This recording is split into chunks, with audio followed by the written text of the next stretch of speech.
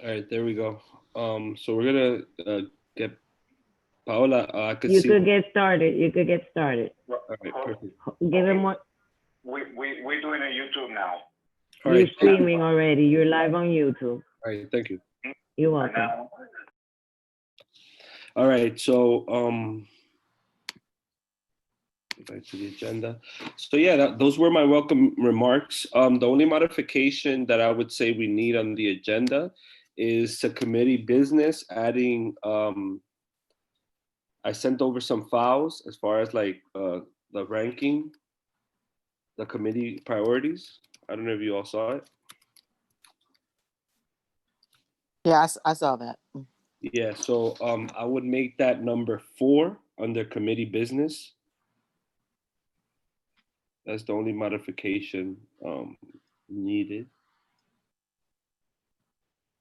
This is a perfect time if any of the small business owners have would like to speak first due to time to be able to switch it up now. But as of now, we have Jennifer Wilson from Sisters Uptown Bookstore first, Tara Wally from Hilltop Park Ale House, and then followed by Peter Walsh from Coogan's.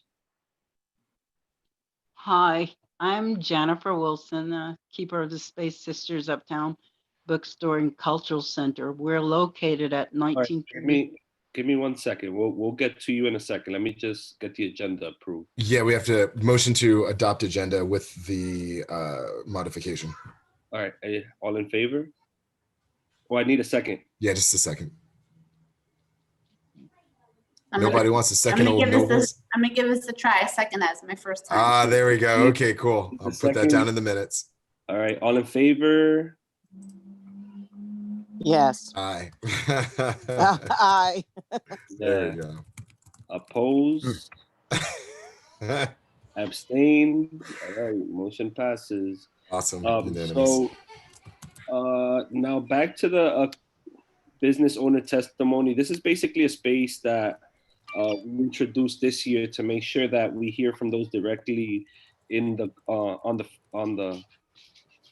the front lines, just because there's a lot of misconceptions around what people want, what people need, and that usually gets lost with the messenger. So this is a perfect time to be able to hear from those again in the front line, and being able to provide what type of advocacy work, what type of direction do we need to be advocating more effectively on, and what do you hold important, and what are some areas you're having difficulty with, and seeing how we could function as a bridge with other city agencies to make sure that the proper resources are distributed equitably amongst the community small business owners. And with that said, I would like to, matter of fact, Tanya, Yes.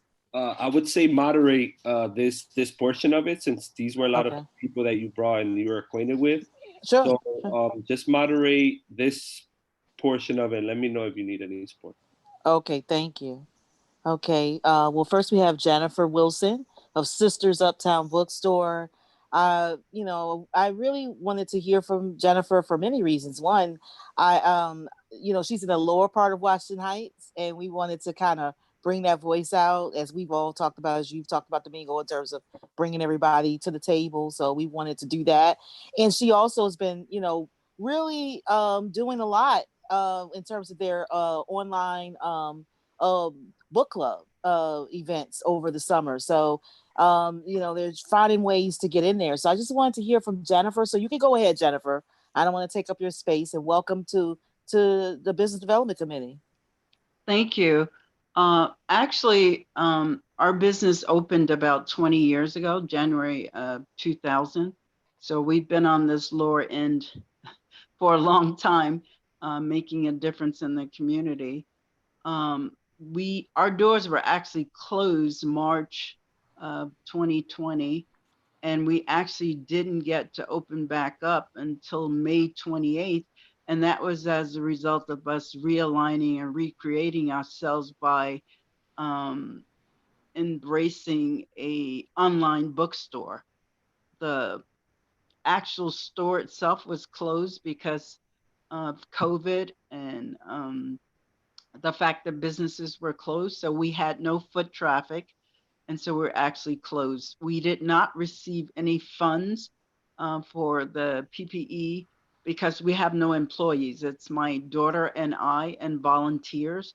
So I didn't qualify for any monies. And so we've just been, by the grace of God, holding on.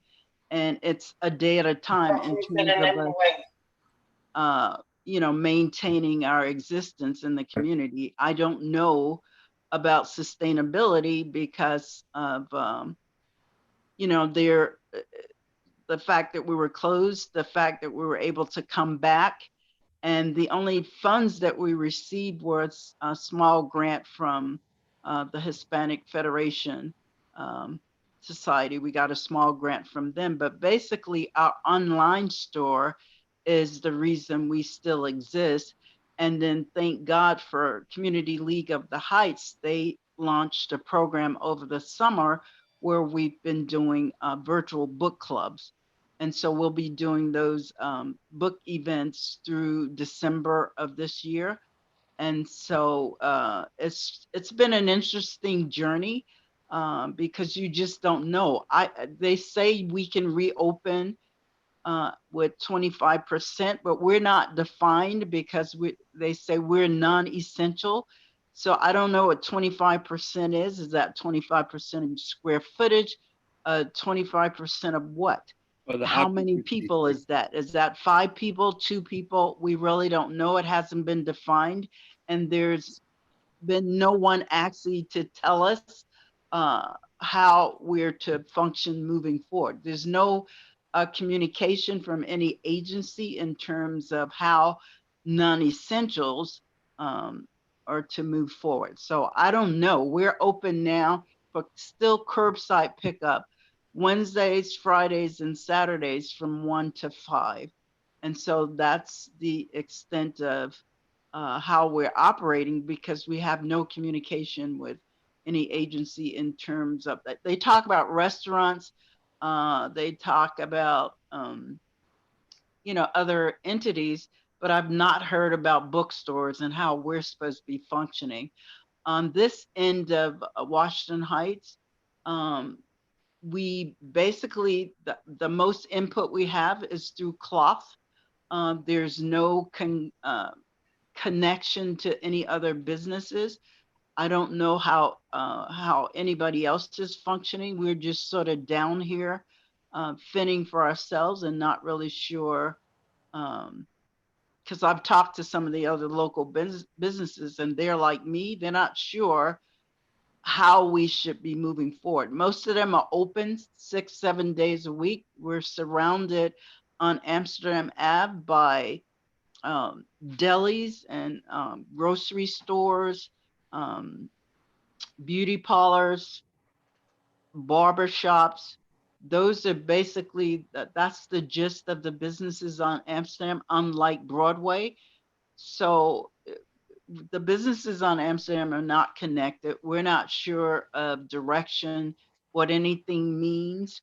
So if there is a way that we can get connected and get info from the community board, it would be greatly appreciated because we're not certain in terms of sustainability. We're not certain of how we should be functioning at this point. There's just a lot of uncertainty. There's a lot of questions.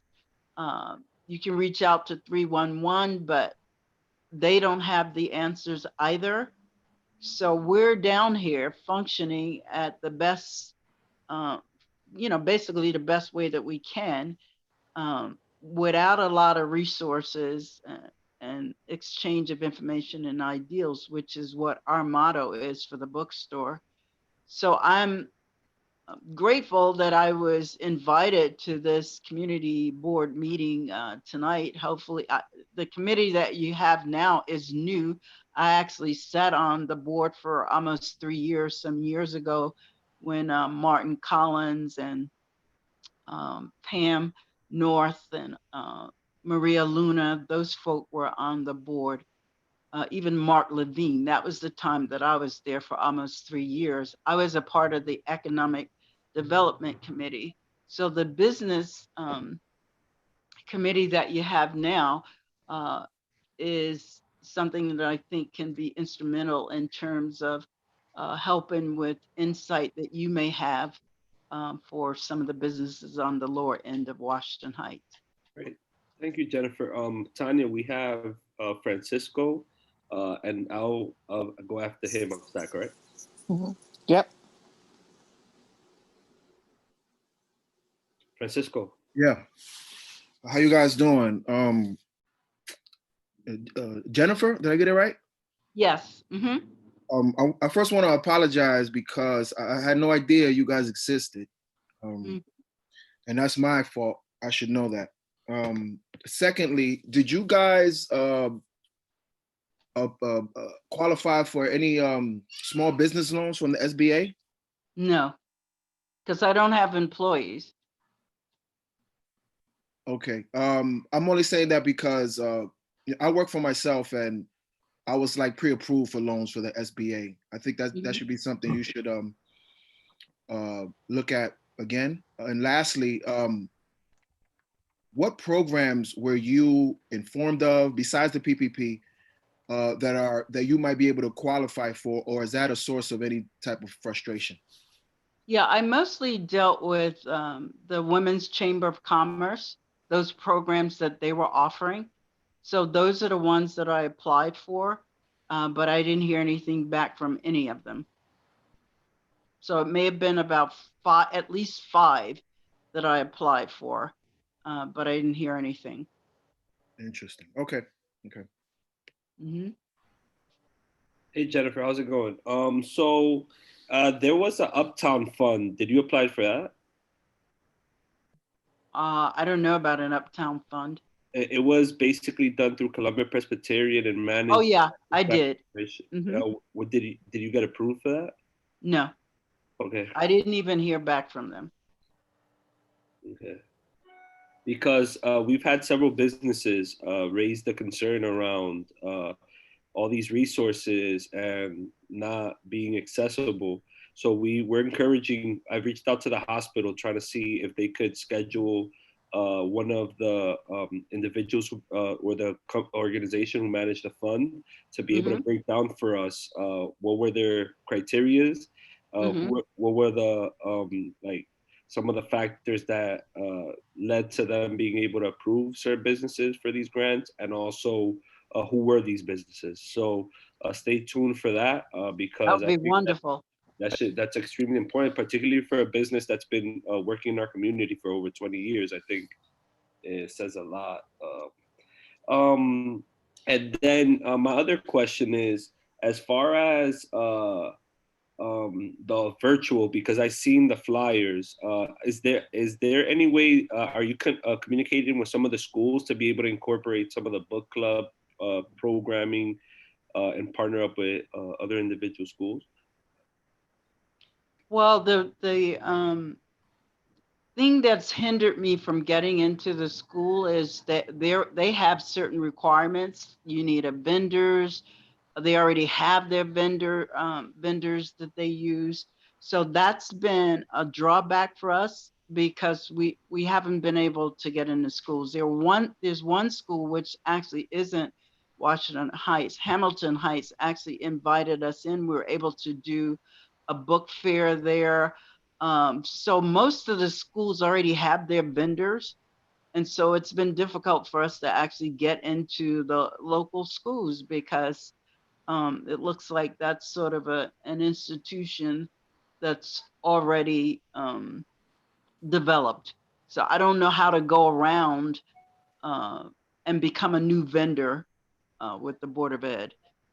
All right, and I could help you out with that. So Okay. Tanya, just connect us via email, so we can start communicating. Yep. I've helped certain businesses get their DOE vendor, because it's just a number. Once you have that number, it opens up a lot of doors and a lot of different revenue streams. Christina. How you doing, Jennifer? My name is Christina. Nice to meet you, and thank you for sharing your story. I just have a few questions. I firstly want to know, were you able to apply for the Economic Injury Disaster Loan, the EIDL loan?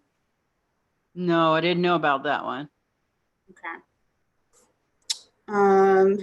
My second question is, this may be a personal question, if you're comfortable sharing. I would like to know, how has rent been for you? You know, I'm sure it's been a little bit hard, right? All the time during the months that you were closed. So I'm wondering, how has rent been for you, and what kind of support have you gotten from your landlord, if any support? Well, when we opened up with the online store in May, we made enough money to pay our back bills. And so that was not the rent, thank God, wasn't a problem because we made enough from May, I think, through about July 22nd to pay our bills. So that was a blessing. But the building that I live in is cooperative. It's been in the community for about 40 years. So there was no problem in terms of the rents and maintenance because folk were able to give reprieves based on you know, the fact that we've been in the community, we were closed, shut down, and then we were trying to get monies from agencies in the community. So the building worked with us on that. And then once we got our monies, we were able to take care of Con Ed, the phone bill. We were able to make the deferred payments. You know, you had to call everybody and say, listen, I'm closed right now. I can't pay my bills, but hopefully I'll be able to pay. And so folk work with this. Thank you for answering this question, Jennifer. You're Awesome. welcome. Thank you. Jennifer, I do have a question for you. I wanted to find out from you, what is it that if you could say the things that would make a difference for you right now as a small business owner, like what kind of support that you actually need at the moment? What are those things? What was real key was the fact that I can now have the information shared to get the vendor's license for the Board of Ed, because I'm surrounded by schools and I can't do any business with them because I don't have the vendor license to get in the door. So that would be surmountable for me to get that vendor's license. Awesome. Mm-hmm. Yeah. And you talked about before about being disconnected Mm-hmm. from other parts of the community. Has that, because I know you've been there for a while, have there been other efforts to kind of close that gap, and what were the results of that, and why do you think that kind of gap has been persistent? Is there anything that you feel could be done, other than, of course, looping you into information, can be done to close that gap, that disconnect? Well, one of the reasons I actually joined the community board is because I thought I could make a difference, you know, from this end. And then I learned that actually I could not. So I sat for about 2.5, 3 years thinking that I could find out what resources, because we have had a lot of problems on this end, you know, in terms of drug trafficking right across from a school, loitering. There are a lot of issues. The community is dirty. Those were the things that I was trying to work with precinct council and you know, the police department to try to you know, get some continuity in terms of agencies that are in the community, and how can we you know, improve the quality of life on this end of Washington Heights, was what I've been trying to do over the years, and I've not been able to get it done. I wasn't able to get it done on the board because you would have to step off your seat and present from the you know, as you know, someone that's not on the board. So that didn't work for me. And then now there's still the same disconnect, the same problems still exist. And it's almost, you feel like it's futile because, you know, who can you talk to? Who can help you with what's going on here? I've spoken to local politicians who are aware. I've spoken to precinct commanders who are aware.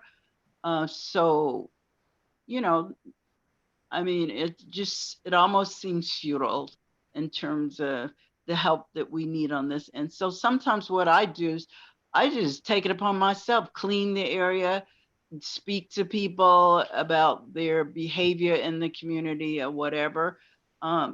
They respect me, and so sometimes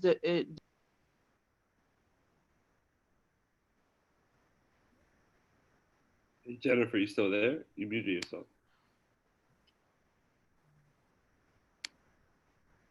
All right. in terms of community and those kind of things that we need help with on this end. And then just to organize the commercials that are in the area. We're all here together. Folk don't speak. We don't know of each other. Like the brother just said, I've been here 20 years. He doesn't know of me. So I'd like to have a forum where at least our neighbors come together. We can do things together for the community and make it a safer place for all of us to live. So I would like to know, how do you connect merchants? How can I connect the merchants on Amsterdam Avenue, even though most of them are Spanish speaking, but we can have interpreters so that we can come together and figure this thing out. Yeah, so we're gonna you raised your hand again, Christina? All right, so we're gonna get Christina, and then we're gonna get we gotta close it out because we have more speakers. But I'm sure we will be able to find some mutual grounds as far as one of our biggest goals this year was to be able to do a fair where we brought all the city agencies and we're able to see their procurement processes and how we can connect local businesses to the city funding stream, you know, like, and MWBE was extremely important, but that's something we could talk offline about. But I'll let Christina, and then we have to move on. And Jennifer, we'll just follow up via email or phone, all right? Okay, wonderful. Thank you. Thank you, Domingo. You read my mind. So that was one thing I was going to bring up to Jennifer if she knew about the MWBE. And secondly, Jennifer, I just wanted to let you know that you can still try to go ahead and apply for the EIDL loan through the SBA. It's a loan that's meant for small businesses and nonprofits, and it has a deadline of December 21st, 2020. So if you know, Tanya wants to connect me via email, I'll be glad to share that info to you, okay? And best of luck. Thank you. Nice talking to you. Okay. Thank you, Jennifer. You're welcome, hon. Thank you. And one thing I will say, even though we understand is extremely complex, communication seems to be a problem across the board, whether a city agency or via a community. But I think one thing that is important, like you said, is to take it upon ourselves to really put ourselves in as problem solvers, as just instead of just being able to like see the problem and not do anything about it. So I really do commend you, Jennifer, for taking the initiative and going the extra mile and making sure that these communication pipelines are developed. Now we just have to come together and see how we can all strengthen each other by being able to create these communication pipelines. And I think that should solve a lot of our problems. Thank you, Domingo. Okay. You want me to move on to Tara? So basically we have 10 minutes per person. So I'll be keeping time. Don't feel like I'm trying to rush anybody, but it's just, we got to give everybody a fair chance. Okay, Tara Woolley, Wally, sorry. Hilltop Park Ale House. And, you know, you're next. So you're up. I won't take up any of your time. Hi, everyone. Thank you so much for the opportunity to speak, and thank you, Tanya, for asking me. I've found that Tanya's someone who gets things done, so I've appreciated knowing her now. So thank you. Hilltop Park Ale House has been, you know, we've struggled like everybody else. We've had some positive aspects to our business that's helped us get through this, and some negative ones as well. And, you know, like Jennifer said, I think that was when she was talking about the communication, how we were getting a lot of information coming from so many different areas. And I would get notifications from anywhere from city agencies to my attorney. Well, I'm lucky to have an attorney. Not everybody has an attorney. So, you know, I understand that it can be difficult when you don't know who to look for, because there's so much information coming from different areas. And I did find, though, that the Community League of the Heights was really helpful. And I know she's connected with them now, because they were really consistent in sending out information to businesses if you were on their mailing list. And I found that the information was really relevant and really up to date. So I think that they were a really helpful resource, especially with possible loans and grants and pretty much across the board, everything. So I thank them for being indispensable during this. Outdoor dining saved us, really, like everybody else. And we're very fortunate to have a really large outdoor area. Not everybody has that. And I think, you know, some of these guidelines have come in not fast enough. They've been too slow to come through. And I think if some places had had the opportunity to extend their lot lines and put more outdoor seats where there are empty spaces next to them, things could have been different for a lot of places. So another frustration I think everyone feels is how slow the city has been to react and to come out with clear and concise guidelines that makes sense, because then sometimes they'll put out some guidelines and they don't necessarily make sense. There has been, we found that when uptown restaurants can sort of group together, it's really helped everyone. And that's why I spoke with Lauren and I asked her to join us today, because she's got places in Hamilton Heights. She also has a business, developing business in this neighborhood as well, in this community board district. And she's really spearheaded this very large group. Now we've got almost 100 people on an email chain across all different city agencies. And I think it's the Uptown Restaurant Coalition. I'm not exactly sure. I'm gonna let her speak more to this, because she's really, really put a huge amount of effort into grouping, getting everyone together so that we can all express what our needs and concerns are. And I really don't want to get too much in the details. I'd like to give her an opportunity now to talk about some of the things that she's been involved with and what she's done, because it's been very helpful, and things that still need to come out. We've had some recent news and guidance that's come out, but there are more things that aren't clear, I think, on a higher level, more on the state level perhaps, and I think she'll speak to that. So if it's okay, I'd like to ask Lauren to jump in. Is that okay? Yeah. Sure, you could give your time to whoever you want. Hi, everybody. Thank you for letting me crash your meeting. I am not in Community Board 12 yet, but I am part of the North End project at 4300 Broadway, which has somewhat fallen apart through all this. Our hope was to open in May, and now our hope is to be able to get another 6-month extension on our liquor license, which may or may not happen. That's my dog, I'm sorry.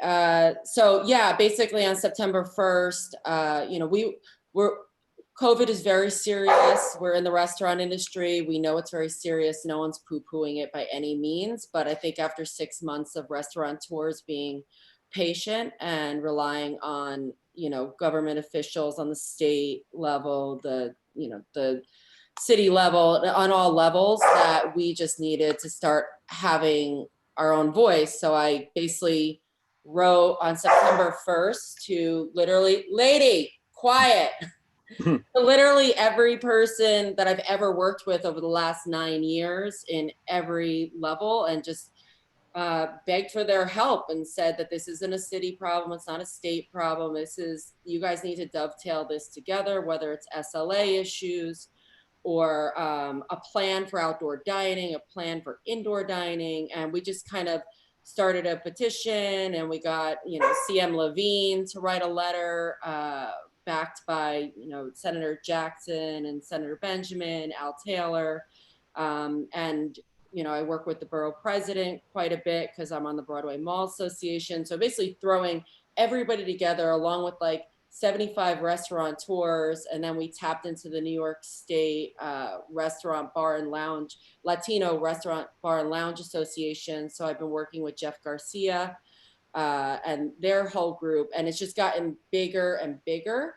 And the truth is we've all just been kind of standing by and hoping that our best interests are going to be met, and no one's asking us what we need. So I really appreciate this kind of forum where somebody can really talk to us about what is needed in order for businesses to survive, because every day right now, like the business across the street from Tara just went out. All these little mom and pop shops are going out. Businesses I never thought would fail are going out, and businesses that should be remaining in these communities. So that's, I don't know, like I can speak for myself, but I realized that I need to start speaking for everybody, because not everybody has the time right now when you're in there and you're washing your dishes and you're trying to figure out the new guidance and all these other things that I'm fortunate enough in this moment that I have some time to put people together and make some initiatives and try to push to be heard uptown, because a lot of these decisions are happening downtown and we're not being asked about it. So that's it. That's where I'm at. Awesome. Thank you, Lauren. You have a question, Tanya? Because I think I saw Francisco. Yeah, I just want to know, what is the name? Oh, sorry.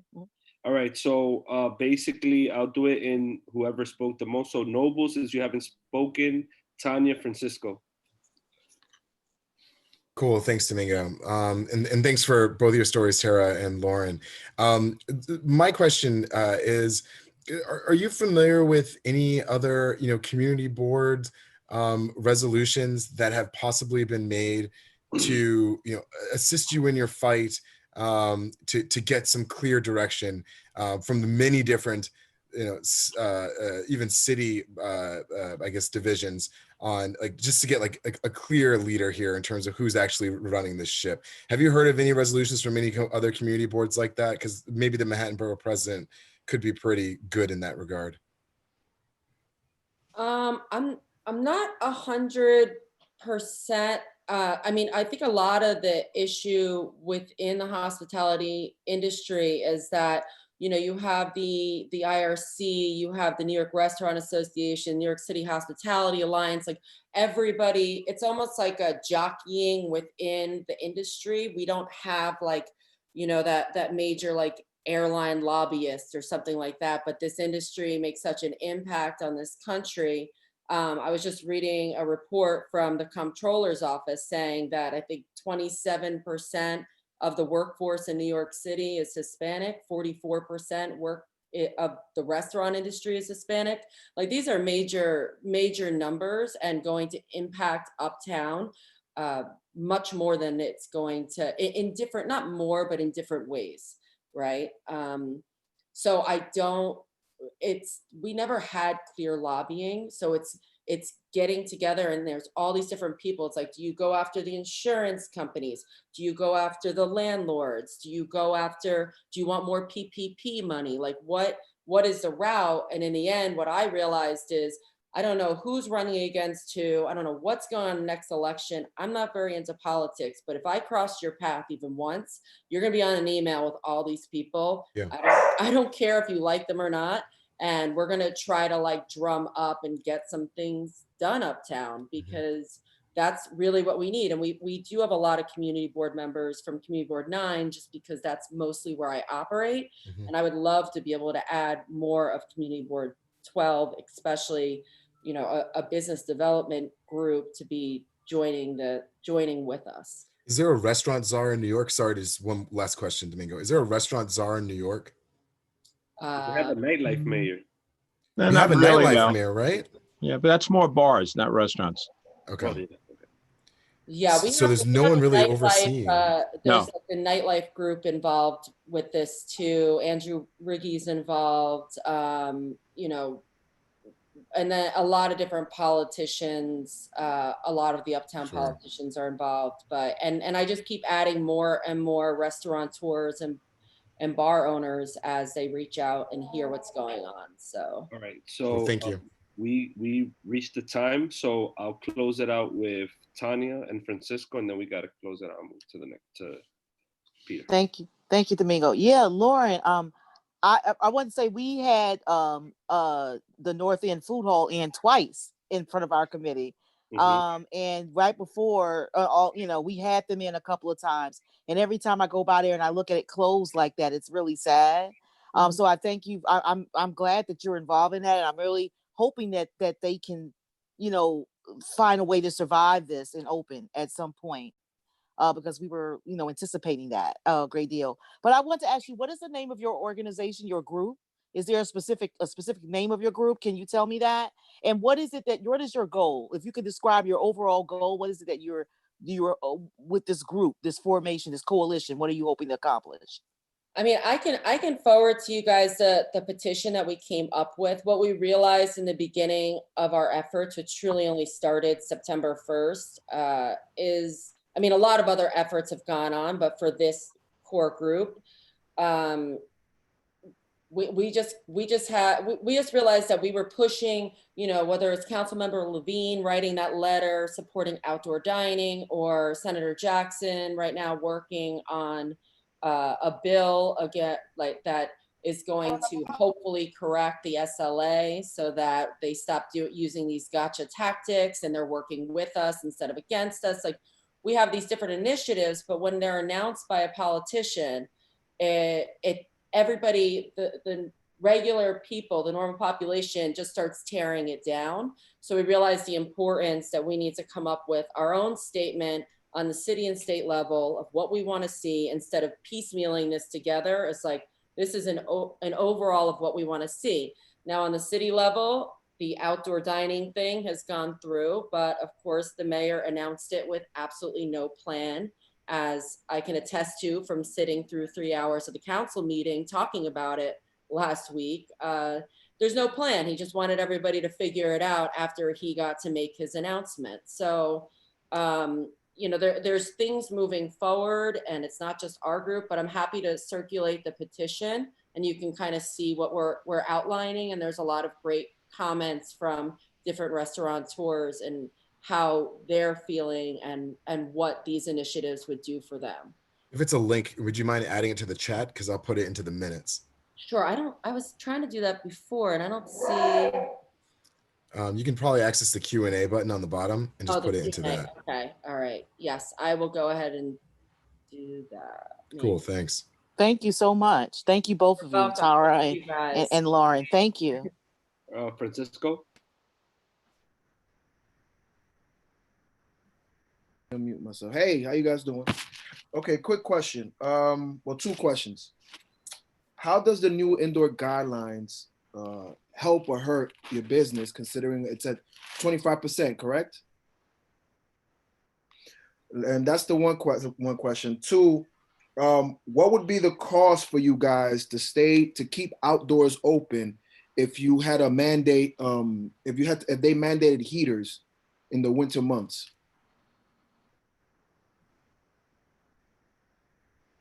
Like, would that add stress to your financial situation by adding heaters and keeping outside open? I mean, when you look at the petition and anything we've been pushing for, it's straight up options to operate. You have Peter Walsh on this call right now, who's operated, like, Coogan's is very different than Hilltop Tavern. Tara owns Hilltop Tavern. She also owns a very small place called Hogshead. All of our places are very different. So for one of my places, 25% makes sense. And I can easily do that and control the crowd and feel safe doing it. For my other bar at the Wallace, which is more of a communal setting, it's a long bar. It doesn't make sense under the current guidance. So an outdoor situation where we can do like a partial covering or something like that would make a lot more sense there.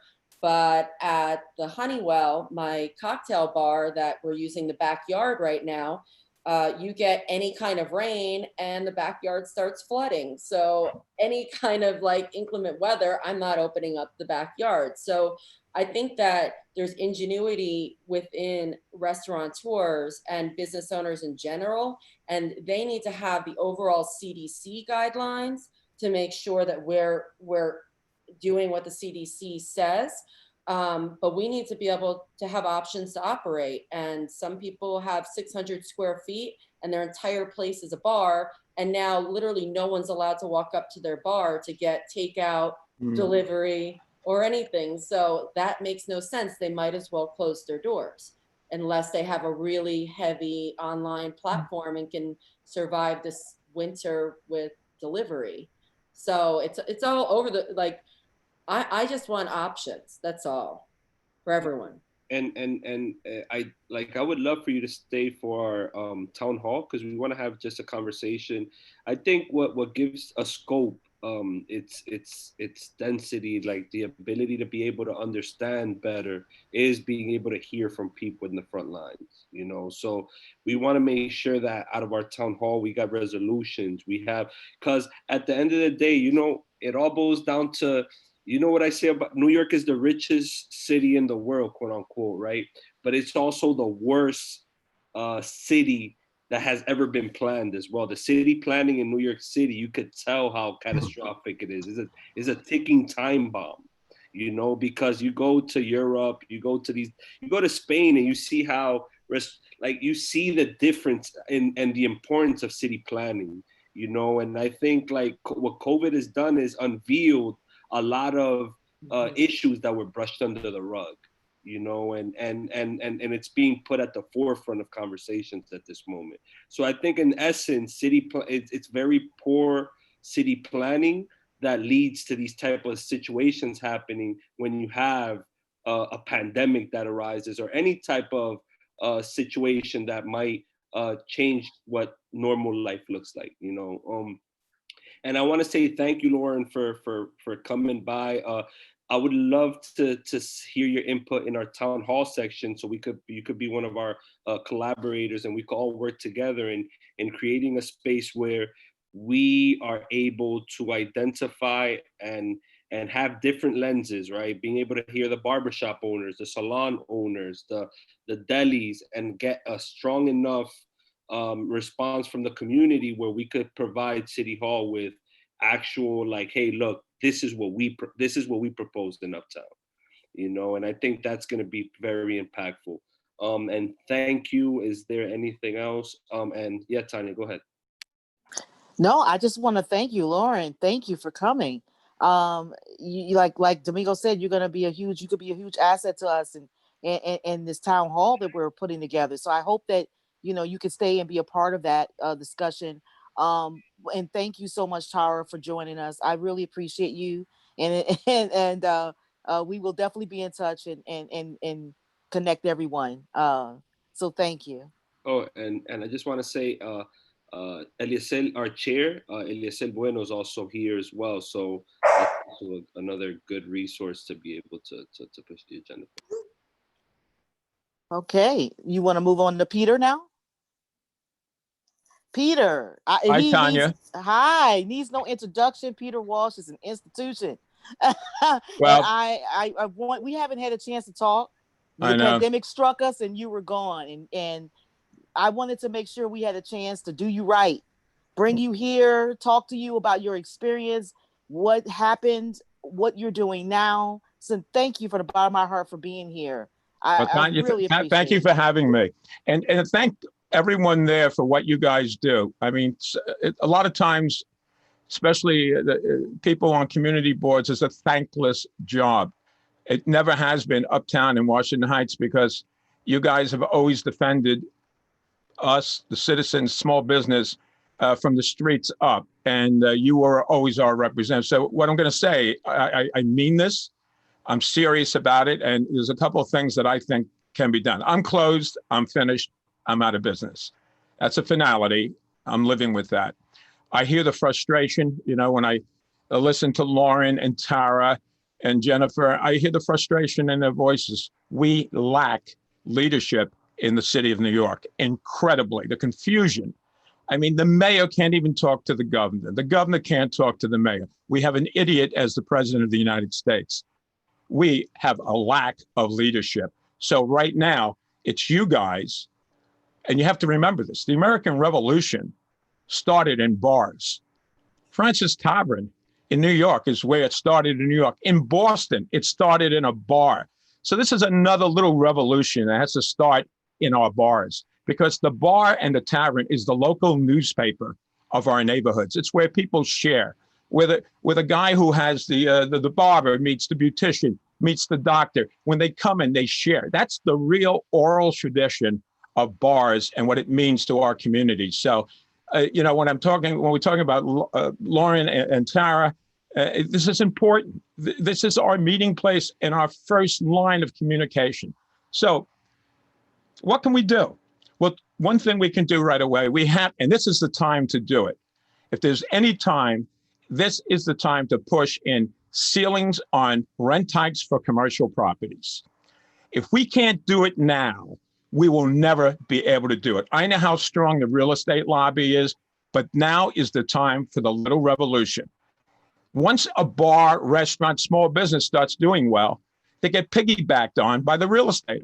He wants to become their partner. Now, if they're losing money, he's not going to bother them. He wants to keep them there. He's going to take care of them. We're going to take care of his taxes and his water bills. But once we're successful, that real estater is living with us. That has to be stopped. We need, same as commercial has to follow residential. It's a form of rent control. They can still go up a percentage at a time, but this got to be attacked now. Now, along with this, real estaters have to be required, when they have empty stores, to light those stores up, not to shutter them, not to make them look like, you know, what they used to look like back in the 60s and 70s and 80s, and you guys were puppies and I was still running around. But now it's attractive to what? Drug dealers, to people who will want to go to sleep. And don't confuse homelessness with those who are psychologically deprived and need 24-hour care. This is a trick by the city. They will let these poor guys, and I call it sleeping and sweeping. They sleep them and then they sweep them onto the street. No programs. They don't know what they're doing. They among themselves, they're robbed of their own prescriptions. They go out and they fall into the crack epidemic, and they call this homelessness. It's not. Those are psychologically deprived people that need 24-hour care. And I'm saying this also for restaurants. You try to run a restaurant with 200 people right out of jail who are around the corner from you. You try to have an outdoor cafe. It's not right to them. They have to be defended. The homeless who are psychologically deprived have to be defended. And they need 24-hour care. They used to have farms at Creedmoor. There's plenty of room on Manhattan Island right now. They could build little villages where they can walk around, have a cup of coffee. As they get better, they become the guy who sells the coffee. These things have to be done. Now, the other thing with the requirement, real estaters, they have to donate their windows that are unoccupied to either nonprofits or to artists to light up that space at nighttime. So when you're walking down the street with your wife or your children, or you're coming from something late, like tonight, what you guys do when you do have the meetings at the community board, I know you come home sometimes at midnight. When you're walking down the street, it shouldn't be shuttered windows and darkness. We have to light up our neighborhoods, or we're just going to volunteer to be a ghetto. And we can't do that. We fought too hard to get out of this. And I'm going to tell you, our community board not up there was great, but our community policing in Washington Heights should have been copied by the rest of the nation. If you look at our police people up there right now, they reflect the neighborhood. There's more Dominicans, African Americans on both the 3-3 and the 3-4. I'm proud to see that. And that baseball league, the Michael Busick League, 47 kids came out of that baseball league, mostly Dominican, who became policemen. That's their neighborhood. And now the cops up there, and these are our cops. These are our people. They know the people up there. They know the families. And when they talk about safety, everything begins at safety. Without safety, nothing works. If you want to have joy, you got to be safe first. If you want to have an intellectual experience, you have to be safe first. When you walk into one of the bars or one of the small businesses, you're not going to walk into one that isn't safe, or you're not going to walk out if the streets aren't safe. Safety is number one. So our communication with the police up there is so important, has to be positive. They have things they have to clear up, and we have to challenge them to that. But we can't paint them with the brush that all these guys wake up in the morning saying, oh, gee, I can't wait to beat up somebody in the street. They don't want to lose their retirement. You know, nobody gets up saying, oh, gee, I want to do that. And that's the way we're painting the police right now. The problem with that is undernourished neighborhoods get the least police then, and that's where the most crime are. Who are the victims? The victims are people of color. The first victims of most crimes in New York City are people of color. And we have to defend those people from these extreme thinking and thought things. And believe me, a bad cop has to be found out. And it happens in the locker rooms of America, is where people got to start talking up. When people are changing their shoes, whether it's a sports game or it's a police or a factory, you can't get away with those stupid, racist, biased jokes. Those people have to be called out on it. Same thing as around the water cooler at different corporations and businesses. So a ceiling on commercial rents, a real estate obligation to light up our windows. Now, these closed stores, nobody even knows how many stores are closed. We got to count. We got to start counting how many small businesses are closed. Nobody knows. They don't know in the city. And anybody who thinks it's a great idea to let street vending take over is out of their mind. How do you think you put small businesses? Turn them into small businessmen. Instead of them pulling up in the truck and selling bagels and coffee right outside the bagel and coffee shop, they should be told they have to become small businessmen and suffer like small business people and pay taxes. Nobody even knows what the taxes are from street vending in New York. But they will pull up to Tara's place. They'll pull up in front of Lauren's place and they'll start selling food. And there's no GPS on it. How come they can't GPS these people? And these are legal and licensed. The other thing is inspections. And you're right, Lauren. I think you said it. And Tara, I agree with you. They're going to have to reunify how inspections are done on restaurants, especially right now. They got to take health department. They got to take fire department. They have to take consumer affairs. They got to do it as a unit and forget about fines. And this is the problem with bureaucracy. The self-perpetuating bureaucracy loves giving out fines because then they rationalize their own salaries. But they have to go and help small business people. They're not there to come in and whip us and beat us and then fine us. They're there to come and help us because we are a service to this great city. We're the people we're the backbone of the city. It's the working class. And I'm going to tell you, the middle class is shrinking. We know that. We know the middle class is shrinking. So what does the poor class aspire to if they don't have a middle class? We have to help the middle class because that's the class that will pull up everybody else behind them. And the rich class, they got to learn how to pay their taxes like real Americans and not this bullshit I hear all the time. Excuse my language. So I'm a little angry. Not about closing. I'm angry for the people who are trying to stay open. I mean, I care about the people who are trying to stay open. We have to reinvent New York City. It's never going to be the same, guys. It's not. More places are going to close before this thing is over. This epidemic, I was just in the hospital Monday, and according to 2 doctors I talked to, they believe it's getting worse before it gets better. Now, the vaccine, possibly by the time it takes effect, we might be dealing with March, April. You're going to have another 15 to 20% of small businesses closing. This is not a good news thing I'm talking about.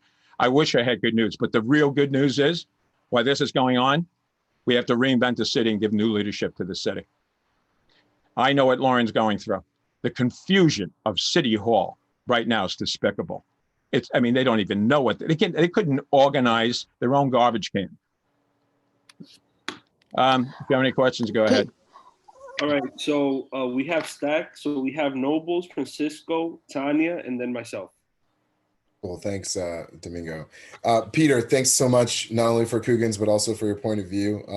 I'm sure you and I align on a lot of things that you said, especially in regards to everything in terms of budget justice and the help for small business, and also our homeless and mentally ill community. My question is, I completely agree with the bureaucracy element of this, and there's a need for it sometimes, but also there's a lot of pain points with it. To cut through that bureaucracy, unfortunately, money talk, bullshit walks. So like when it comes to lobbyists for the restaurateur groups, like state lobbyists, city lobbyists, are there such things as groups like that? And if so, where are their loyalties in mind right now? You have the National Restaurant Associates, which has now lost an incredible amount of membership, obviously. So they're right down. They're limited to what they even can do right now because they had to let everybody go who's working for them. Yet Lauren is the street level organizing is the future. Lauren is now de facto a leader. I mean, she's a leader anyway, but now it's because of the lack of leadership, she becomes more important. Tara becomes more important because they've spent the time of just coming tonight and talking about this right now. So it's a very difficult thing, but the city does not know what it's doing. We have to listen and pay attention to what the health controls are for the future. We can't be idiots about this. We want to do things that are safe, and I know Lauren does. I know that when they talked and they met, and I think I introduced to some people downtown also, and these are people who want things and they want to get their businesses going, but they also have to watch out. Remember, the restaurant business was fragile before this epidemic. It was a fragile business.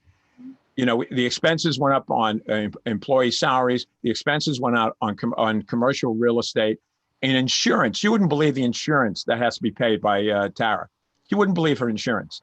And here's what happens now, and this is going to happen up here in Washington Heights. What's the first thing the guys who have small business are going to cut out? Insurance. And you know what happens with that? Two things. One, they're breaking the law. That means they can be closed. Number two, if they're not insured, they have no money to back up. One mistake they make and they're out of business. So people are going to stop paying certain bills. They're going to pay the rent if they have to, right now. They're going to pay electricity. They're going to pay for their phones. They're going to pay for the TV. What are they going to cut out? When we closed, I paid every single purveyor. I paid every salary that owed. We took loans. David and Tess and myself took loans to make sure every single, and we had almost 50 people working for us, everybody was paid. Then we had a nucleus to get them jobs. How are we going to get them jobs in their future? And that kind of went, Dempsey dumpster, Drano City because of what happened with the corona. It happened there was all the bars were closing. This is where we're going to get them jobs. So I'm very worried about the people who showed me loyalty for 35 years. And we're going to take care of them. I mean, that's my full-time job. It's making sure that our employees somehow or another get jobs. That's what I'm going to be calling Tara. I'm going to be calling Lauren. I'm going to be saying, if you need somebody like this, I can vouch for it. This person gives 100%. So it's all little things that we can do. It's all little things that you can do. But I mean that about getting that law of a ceiling on commercial rents. It has to be done. Because it's this greedy real estate who will put everybody out of business if they start making any money. It has to be that. And again, lighting up those stores at night, and don't make everything look like we're falling apart, even if it's make believe. Thank you, Peter. Francisco? Yeah. How you doing, Peter? Hey, Francisco. How you doing, man? It's a pleasure. I've had so many amazing nights at Coogan's, some that I won't never share that would stay with me. But with that said, even with all that, even with the Facebook and everything that we know now, they still ran you out, right? So what I want to ask you is, so we can help other businesses that are coming in, or the current ones, to avoid some of the stuff that you had to go through with your landlord. I know the landlord tried to take you out a couple of years ago, correct? Right. And in the community rallied together. We were saved by the community. We fought to keep you because Yeah. you know we had to. So It was humbling. and then COVID came and your landlord was still not like understanding your power and your influence in this community. Well, not necessarily. I have to tell you this. We didn't have we didn't have a long time left on our lease. When we saw what was happening and I looked at it, and I've been in the business 50 years. And I said, we're not going to make it even when we open. I saw it coming. I mean, I looked at it. I was cold. I had to look at it cold. And when I had Tess and Dave, and I said, listen, it's no bouncing back from this one. It's going to be longer than they're telling everybody. And I think we were just, nobody was being prepared or nobody's right. So it really had nothing to do with our landlord at the end. Okay. The three of us made a decision based on, we knew we couldn't make a profit again. Also, I want to point out one of the things that goes on in the businesses and taverns, they're always sued for everything. That's why the insurances are so high. It's not just tripping on a sidewalk. If someone works and they don't get lunch and they read one of those ads in a local paper that says, some lawyer, and he's a bottom feeder, all he does is organize lawsuits, and he wants to make a quick $50,000, $100,000 for you to settle with. And that 50 or 100,000 that restaurants were settling with, that's why the insurances have gone up so much, because insurance companies didn't want to go to court. So our insurance went up because the insurance companies didn't have the balls to fight these people at court. So they just kept on raising our insurance. And now these lawsuits turn into $400,000, $500,000 for these restaurants. So you're out of business. So that's another thing where you almost need like a judicial review to say this case is BS, and they throw it out. Now in Europe or in London, if you do a case like that and you're proven wrong, you pay for everybody's legal fees. That doesn't happen here in New York. You just go on to the next guy and you sue the next guy. So you have a lot of things going on there that restaurants need protection from. I mean, and as this thing's going on, they haven't done anything about organizing inspections. I mean, inspections that help the small business stay alive. This is no time to send out some inspector to say, we looked into your ice machine and we found under the rubber lip here, there's some dirt. No, this is a time to go in and help. Say, listen, guys, do this and do this, do this. We'll be back in 3 months. And if it's not ready in 3 months, they give them another chance. And then they can close them, do what they want. But they can't, the whole onus, how's small business going to pay any of these fines? How are they going to pay these fines right now? And, up at Columbia, I was lucky enough at Coogan's. We had some very interesting customers and people. We had Dixon Despommier, the father of the vertical farm. That's some of the things we had. You saw how fragile the food delivery system was for the city at the beginning of the corona. I mean, if the migrant workers got the corona, they couldn't pick the food. If the truck drivers got the corona, they couldn't deliver the food. If the storekeeper got sick, he wasn't selling the food. So vertical farms should be developed in especially cities and places like Washington Heights and Harlem and Brooklyn. And we have the guy who invented vertical farms, right? Washington Heights. We have Tanya next. Yeah, Tanya. I'm sorry. Just a quick I'm wound up a little, guys. Yeah, I hear you. All right. No, I just wanted to just make a note that want you to, because I know your time is, we're getting close to time, but I just wanted you to talk about what are you doing now? Like, what are some of the things? I know you started a commercial. We did that commercial. And the deal we did was they gave us $100,000 to give away. So the applications have been flying in. Actually, United Way is handling the, how the thing is a proven, a valid one. At first, we wanted, I don't want to sound like an ingrate, but when I said to Facebook, I said, well, we like to give people enough money that it has an impact instead of a couple of $1,000. You want to give them. Well, that's not going to happen. So we have $100,000. I think we got another 11 matched to about 111 or so. And what is this? Can you tell us what this is? Because it's a grant. It's a grant not only for small business, but a lot of people forget this. Nonprofits in our area and in other areas are part of small business, whether we like it or not. If you stopped all the nonprofits, there'd be a lot of unemployed people up in our neighborhoods. When you look into the bars, and you guys know it, you came into Coogan's, so many people there, you worked for nonprofits. So nonprofits and small business, I treat in a similar manner. They're both very important to the economy, especially Washington Heights, Harlem, and large parts of our city. So we got $100,000 was our deal that we would lend our name to the commercial. I think it's about a couple of days left, and then they're going to choose and decide who gets it. But it's going to be between small business. If you haven't seen the application, look on either United Way or Facebook, and you can put the application in for it. But like I said, I think they were overwhelmed with how many applications came. And how do you divide up? 10 people would be 10,000 apiece. That would be, 20 people is 5,000. 40 people is 2,500. So do you choose, and you want to choose people who are going to stay in business? We gave money back on the March. We were offered money. They gave us a check, one of the grant, $25,000 they gave. And we gave it back because we said, we're not going to make it, we're going to close. But we said it wouldn't be fair for us to keep the money and close. If we stayed open, we would have used it for salaries. But, it's something we do. So we did the ad. The ad was powerful, went around the country. And, ego-wise, it was great for Coogan's. It gave us a little ego boost. But reality-wise, it also was we had the longest Irish wake ever in the history of Irish wakes. 2 years, we were supposed to close. The neighborhood saved us. So we've been dying. We've been dying for the last 3 years. And, if I was drinking the amount of whiskey I used to drink at wakes, I'd be on the floor right now talking to you. So I just been having a good old-fashioned Irish wake.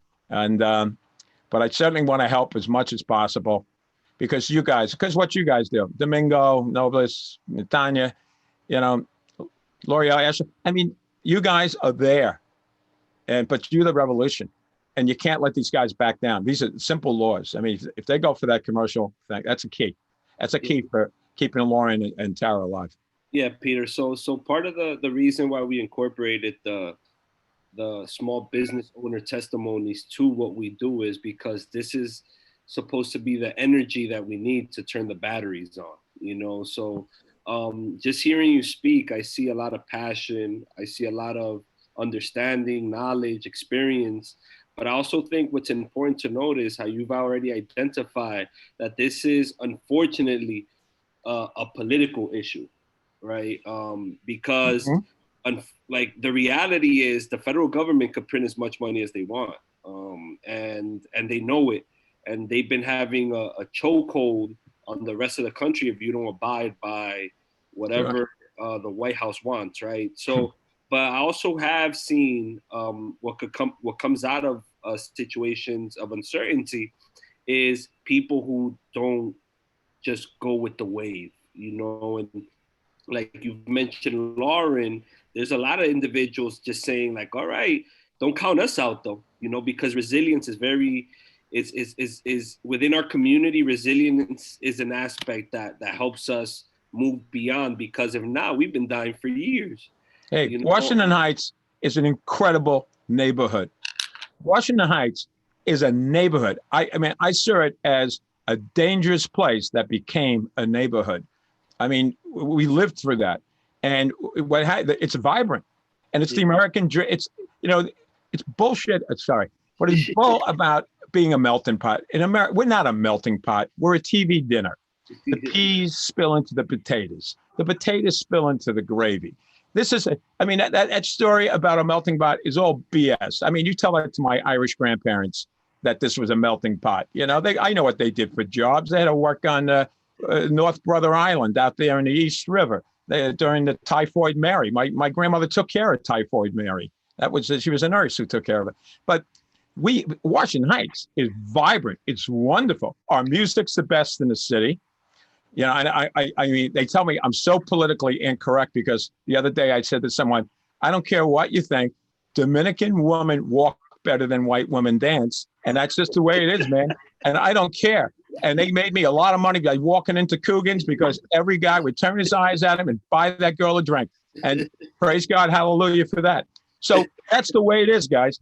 But we get the neighborhood. And like I said, we have so many victories that we won in our neighborhood. We have so many victories. I mean, we have a police department up there you can talk to. I think, Tanya, would you agree on that? We can talk to them. We have yeah, listen, Al Taylor is one of the most wonderful leaders I've ever met. He means it. He's honest and he's decent. He'll probably never make it again to a higher post because he's so honest and decent. You know, you always see these vicious people always jumping, but we got some leadership up there. We got to use them. And you guys, I mean, it's going to be a lot of new leaders coming out of this Corona. Yeah. So Peter, A lot of new people. Thank you for joining us again. And if you have paper, or Tanya, just share my email with them so that we could follow up. But I think our next conversation is going to be around our town hall. Why a town hall?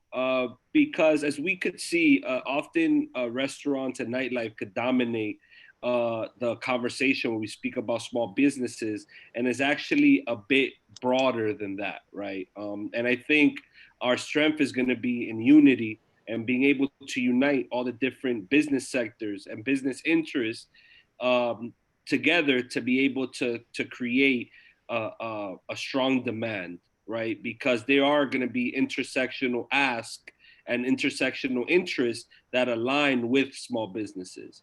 And we're going to transition over to that. Is there any closing remarks? Good question for you, Domingo. When it comes to, sorry, point of secretarial question. New York City DOH John Padmore, not happening on agenda tonight? I sent him the invite. I'm waiting for him to text me back. But if it doesn't, all he wanted to do was provide us with a glimpse of a webinar that we'll be doing within the next month or two, where he's basically going to be speaking about the Department of Health's stance and their when we speak about inspectors, the DOH is the one that the city agency that sends the inspectors.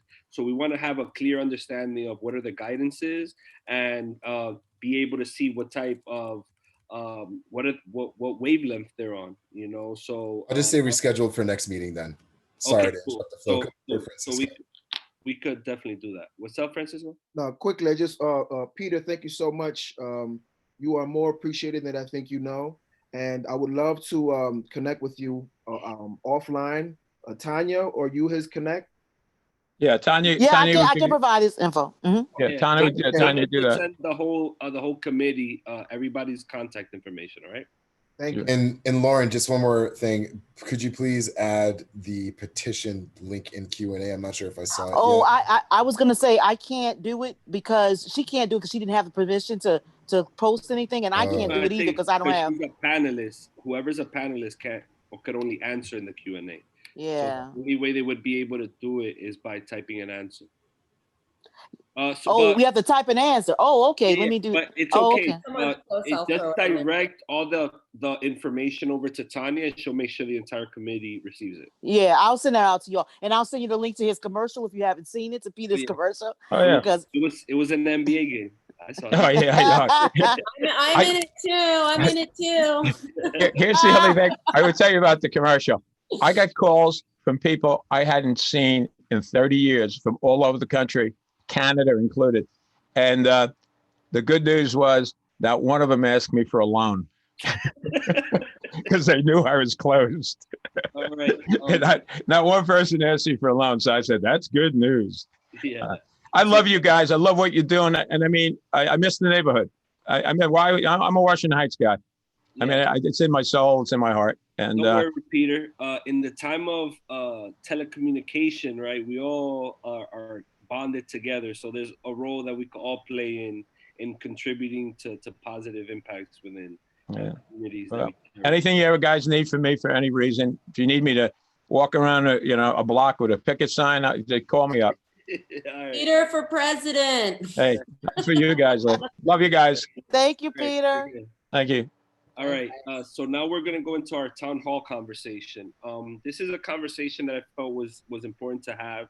I caught myself trying to rush it because unfortunately we're put in predicaments where we have to go against time, and seeing how the city had made, I believe it was October 30th, the last day for outdoor dining, I felt like it was important to be able to provide some sort of rebuttal to the city as to why this is important, and our small businesses, or at least one sector of our small businesses, depend on them. So with that being said, I want to open it up to a conversation around, if we do have a town hall, when should we be scheduling it for, and what are some of the dynamics that we should incorporate within them? My biggest thing was being able to have it in different sections, right? Because we know we've had meetings during Corona where we had about 150 to 200 people in the Zoom, and it could become very hectic. So we have to set a system in place where everybody gets to chime in, but at the same time structure it well enough where we could incorporate the needs and the ask into tangible demands. And with that being said, I open it up to the floor. Yeah. Domingo, I had once. Oh, I'm sorry. Did I It's okay, interrupt Tanya. Nobles Crawford? Ladies Okay. first. Okay. Ladies first. So thank you. Domingo, one of the things when you just said that, how do we get everybody's voices in there? I don't know how you feel about this, but what would you think about utilizing polls during the town hall to get people's feedback and opinions during the town hall as a way? Or one of the things that I was going to ask him was, as part of a sign-up sheet where we could also build our get folks' emails, contact information, just being able to ask them what were their top 3, top 4 most urgent needs, and being able to use a form as a prerequisite, like a prerequisite to be able to collaborate. Nobles? You're muted. I was writing minutes and had to jump back over from Zoom. The marketer in me is who I am, of course. You always got to start with an objective and a target audience, right? Yeah. And so, from an objective standpoint, I'm wondering, like, is the objective of this to be an aid to the businesses, or is it more of a community awareness in terms of what our businesses are going through and how we can best support them? First question. And then that kind of really dovetails into target audience in terms of who do we want this to impact? Are we trying to get more people to work in the new behavior that we need to kind of create with our COVID adaptation, or are we trying to help the mindset of the business owners to build more structure around organic organization like Lauren's been doing and stuff? Like what do we want the objective and the specific target audience of these particular town halls to be? Yeah, so I think, and those are some great questions. Objective, right? The objective should be, how do we bring in different sectors of, that's why I started, that's why when I sent the email out, I was like, oh, okay, we're just targeting one specific sector and not necessarily getting a clear understanding from various other sectors, because we've had salons, we've had, we haven't had delis provide testimonies yet, but we have to get what are the different sectors, identify what are some of the common needs, and be able to use that as an intersecting line, and then build off that, so that at the end of the day, we're not lobbyists, but what we can do is leverage our positions within the community board to advocate on specific needs. And that's why I was basically getting to the point of, we have to be able to turn those asks into tangible goals, so it won't just become a back and forth around who has the better idea, when it's like, no, this is what we're asking for. It's on you to figure it out. And I think having a resolution come out of that, where we are able to use the testimony and the commentary provided, gives us enough fuel to be able to write something that's pretty impactful and could get the ball rolling. That's perfectly clear. Like, one of the more tangible objectives in that is to come out with a very strong ass resolution. Yeah. And that's a very clear goal. Yeah. Thanks. Because unfortunately, that's all we could technically do. We function as a bridge, right? We're a volunteers. Right. We function as a bridge, but what we can do is use our leverage and our connections with city agencies to be able to say, hey, and project certain conversations. Mm-hmm. So that's why with Lauren, they have a petition. How do we incorporate already a ball that's already rolling into what we're already doing, and therefore not having to recreate or develop different clusters, you know, and really start moving together. Might I suggest then, perhaps we come with a resolution that's as good as can be, and then get the town hall to input on either how we can strengthen it or build on top. So that way it's like we're not crowdsourcing a resolution from the get-go, but we come with the foundation that we get broad alignment and we can start to enhance from there. Well, yeah, so developing like the infrastructure. Right. Yeah, I Like the agree. framework. Yep. Yeah. So maybe like we make it into different sections, like, you know, small business loans, you know, clarity of communication from city officials and chain of command, you know, outdoor dining assistance, and what have you. Like maybe we come up with sections and then we fill in the details during these town halls. Sure. Yeah, that works. Cool. Now, I don't know the formal writing of resolutions, but I'd be happy to take it on from an organizational standpoint. Yeah, sure. I think we could create, I don't know about the Google Docs, because supposedly we can. I'll take care of all that mess. Yeah, all right. Yeah. As part of this town hall, is discrimination and racism a part of this? Will be part of the questioning? I think what we could look at is using that as a tool of capacity building. You know, sometimes often we engage in conversations on making them too open-ended without clearly letting them know what the expectations are. So if those are issues that we know are occurring within our community, then the question is, the way we challenge it is by making sure that we build capacity towards that. Because I genuinely do believe, watching Mr. 45's supporters, some people just don't know any better, bro. And that's I'm not even trying to justify, but just some folks just don't know any better. And our goal is not necessarily to antagonize, but to be able to provide a narrative that it's like, all right, cool, just hear it out and let's build capacity towards that. And that should be an expectation that's clearly set. Because I think, unlike we saw in the debate, I think it's not anti-American or promoting hate to America when we talk about racism and inclusion. So I think that's extremely important to tell that. And that could be something that you could speak on, Francisco. We could have a segment on the importance of, we want to do a series of trainings, but not as a community, but as a city, which I think it's much more impactful.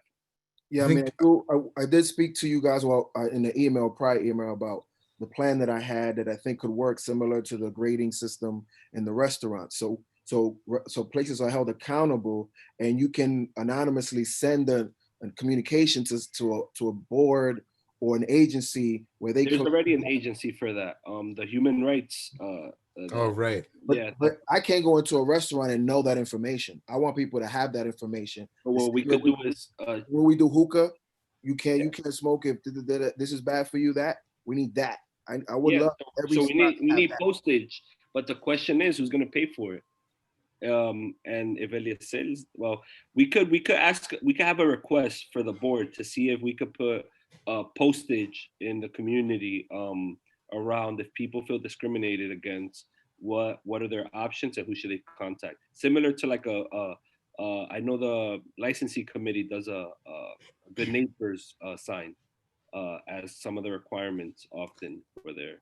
So there are going to be parts of whatever we come up with that are going to be treading the line of policy and basically self-policing, right? Yeah. And so, you know, if we want to have a policy conversation, because, you know, to Francisco's point here, like, you know, from a discriminatory standpoint, a lot of the vacant storefronts, like Peter was talking about, are in, you know, highly underrepresented community areas because the landlords are not held responsible to filling those areas when there's a major business opportunity in some of these areas. Yeah. It's more equitable to have empty storefronts than it would be to actually putting a small community business in there, right? And so if we want to have the policy conversation, because if we're going to try to change the narrative here, we're going to have to come up with the entire infrastructure. I just don't think that, you know, we've got the volunteer time to do that.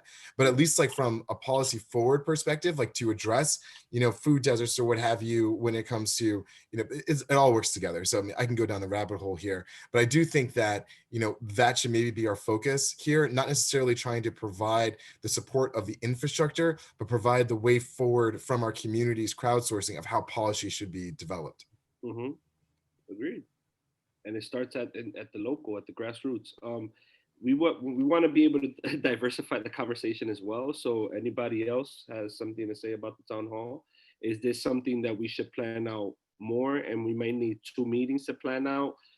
Therefore, should we develop tasks in this meeting where we prepare for next meeting and have the town hall in December? Or yeah. I was going to say, just since we're going to do it, obviously it's a Zoom thing. And I'm sure you already know, like, just translation, make sure that we have, you know, that built into the process. So everybody can participate, right? Mhm. I'm wondering if we could sort of break it up into 2 sections, right? Like one section where we're hearing what the community has to say, what organizations have actually helped them out, right? I think that's super important because it's like you hear all these loans and these fancy things on SBA and yada, yada, yada, Facebook, but who's actually getting it? What has their experience been like? How easy, how hard, how much? I want to know the details. And then the other section could be just information, you know, like we're providing information, whether it's like how to access a small business loans, how to access communication, what is the CDC laws and how should we be operating? Because I know I heard from some people earlier, they don't even know how to do some of these things. The information has just been being thrown at them, but it's like, how do I interpret that as a owner, you know? So information and then actually hearing is sort of how I'm thinking, but I really like the way Noble's talked about like sectioning things. I think that's really cool, just sectioning the loans and then the communication and then, you know. Yeah, but he was referring to a resolution. So being able to make up a resolution, and Nobles, you can speak. But you know, it all works together. I mean, I'm 100% with Christina here because, you know, as business development, we look after a ton of businesses, right? So maybe we have like a bar and restaurant session for like an hour and a half, just like brainstorming, writing things down, whatever. And then we have like, you know, like retail, right? Mom and pop retail or something like that. We have that session. We're brainstorming, we're writing it all down. And then as a part of a committee, like maybe we clean up all the brainstorm. We actually put the actionable things in the different sections that we've all aligned on. And then in like the committee meeting after all this, like let's say a month later, we like invite everybody back that was a part of that. We'll get their information, invite them back. And then we discuss the resolution in that committee meeting. And then it's there that we either fine tune, we have discussions about different pieces, but I think coming out of that committee meeting, we would have an actual document that we could prepare and get out. Just baby steps to the main objective.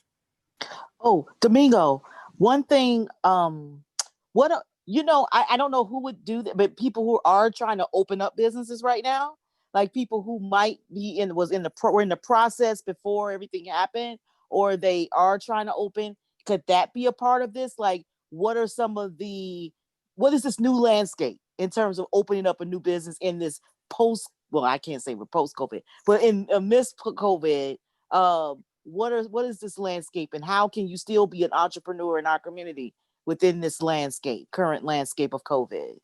Okay, I got it. Lauren? Hi, I was just gonna say from our experience of kind of doing this,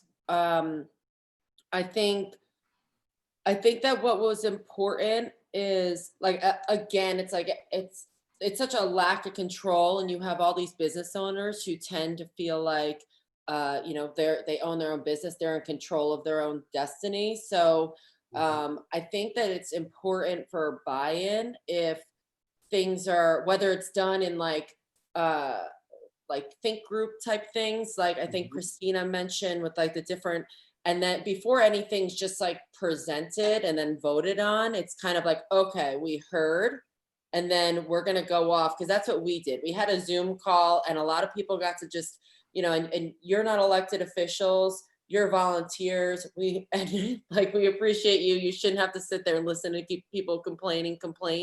But I feel like some of it is just this need to let it out and hear people and be heard. And then it's like, okay, everybody, like, I know you're really busy. We heard you. We took that all down. Let us get a shot to put this all into actionable items. And Exactly. then we're going to reintroduce it to you Exactly. instead of just being like, all right, here's our actionable items and you can vote on them or whatever, just so that they're heard first. I think it's really goes a long way for buy-in. Mhm. But how exactly that goes down across barbershops and bookstores and restaurants, like it's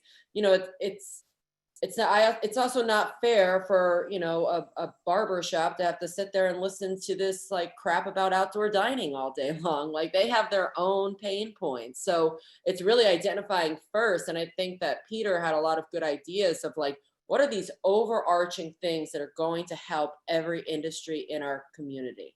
And that goes after the real estate, that and the landlords, that goes after the crime side of things and lighting up everything. Like even all these nonprofits, like I'm on the Broadway Mall Association. We have no money. We can't light the malls this year. So all those malls, like all the way up, are going to be dark. And it, from Upper West Side throughout. So I don't know. I just think that getting buy-in, and then I don't know how it gets divided up, but each industry kind of has its own pain points. And more importantly, like, there's 3 of us whiteys on this meeting. Like Jeff Garcia could have been on here. Like we need to definitely get the Wahi Group or Dykeman Restaurant Association. There are some of the most feisty women that own restaurants on Dykeman that are like so well spoken, so articulate. Like they'll tell you what to do. But they're fighters and they're amazing. I'm so lucky to have met all of them. So, I mean, I would love to bring you guys all into this group. And a lot of people are down here. They're not in District 12, but there's a lot of amazing restaurant owners that are in District 12, bar, restaurant, lounge owners. And we all know our other community members. I know all my barbershops and I know all my bodega owners. Like we can bring them in. Yeah, correct. Yeah. So Cindy just emailed me. So Nobles, I'm listening to Nobles' idea about so she can only listen to the audio because she's in her work computer. I'm listening to the audio session with each industry type of, I'm listening to Noble's idea about sessions with each industry type and then narrowing it down to actionable items. She seconds that. And also looking forward to discussing items like access to capital and the role of banks in the survival of small businesses. So that's Cindy. I hope everybody knows Cindy's the branch manager at TD Bank in 207. So she brings in a lot of like the bank expertise. I think that's great. I mean, I think that we should definitely be, not afraid to make bold proclamations in this resolution. Right. Banking goes hand in hand with renters' rights, commercial, specifically for us. That should certainly be a section. I wrote that down in the minutes. To talk, to bring everything to a point with, what Peter was saying and everybody else. Timing wise, because you asked timing, Domingo, and I don't think we really closed the loop there. Yeah. I'm a little bit worried about timing of the holidays when it comes to our restaurants and our retail. They're extremely busy. I don't think they're going to have time. Election coming up soon too as well. All of that, and at the same time too, I don't want to put this off for next year. But I think there's some credibility to that. I think what we could potentially look at is a way of being able to develop an action plan per se for it, where we develop the blueprint, we use our meetings to develop the blueprint, and it might just be something we do in January. That's a good point, Domingo. Mm-hmm. So Domingo? Yeah. I was saying, in the idea that you all have about talking to each individual people in different areas of businesses, industries, what about using breakout rooms as part of that? Like, you can have a breakout room for people who are, restaurants, one for salons and things like that. You can use the breakout room as part of Zoom. And then one of the board members or whatever could host, facilitate that discussion so we can hear from all these different businesses in the same meeting.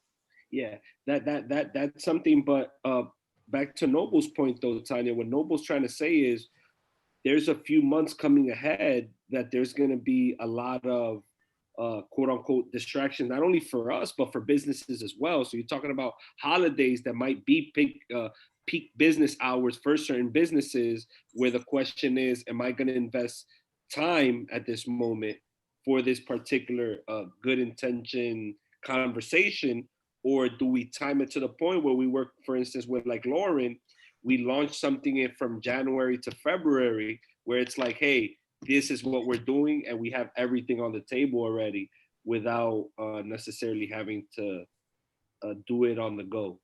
I think Oh, but we can have both. It's not mutually exclusive. We can do breakout sessions when we actually get the semblance of the pillars that we want to fill in the details for. Breakout sessions in terms of tackling certain pillars with groups that, you know, gravitate toward whatever pillar. We can do a breakout session there and then come back and do it. Because I also don't want to sound like we're trying to drag our feet here, because we need the action now. Places are going out of business now. They're hurting now. I think that, you know, Domingo, I think you had a great piece of advice there in terms of maybe we use pieces of our meetings as these kind of brainstorming sessions. I think that's fantastic. We're doing that right now, and it's actually providing a lot of fruit that you'll see in the minutes in terms of an semblance of direction. I think that's a good lead. So maybe like, you know, for the November and the December meetings, we say, okay, November is about bars and restaurants in terms of brainstorming. December is about, you know, retail, barbershops and clothing stores, blah, blah, blah. And then January, we'll do like the breakout sessions, you know, for that meeting. And then February, we roll out the resolution. And actually that timing is perfect, because that's when like it's going to be the heat of the council races. So politically, if we're able to give that resolution to some city council members, they might start to adopt some of that language in what they're going to the market with. Yeah, correct. Agreed. That's right. That's good, Nobles. Yeah, very good. I like, excuse me. I think that like timing works. So I'll put that in the minutes in terms of a timing, and then we'll figure out what the agendas look like from there. Moving forward, then, are we saying let's identify a sector for next month? Right. And let's just do the outreach and invite them. So That's basically what our next month is going to look like is probably going to be that DOH presentation. We could try to keep them to 10, 15 minutes, start it off with that, and then just go straight into testimonies and identify, I say we welcome them all. And yeah, so what business sector would you like to go on with next month? Francisco, you're on mute.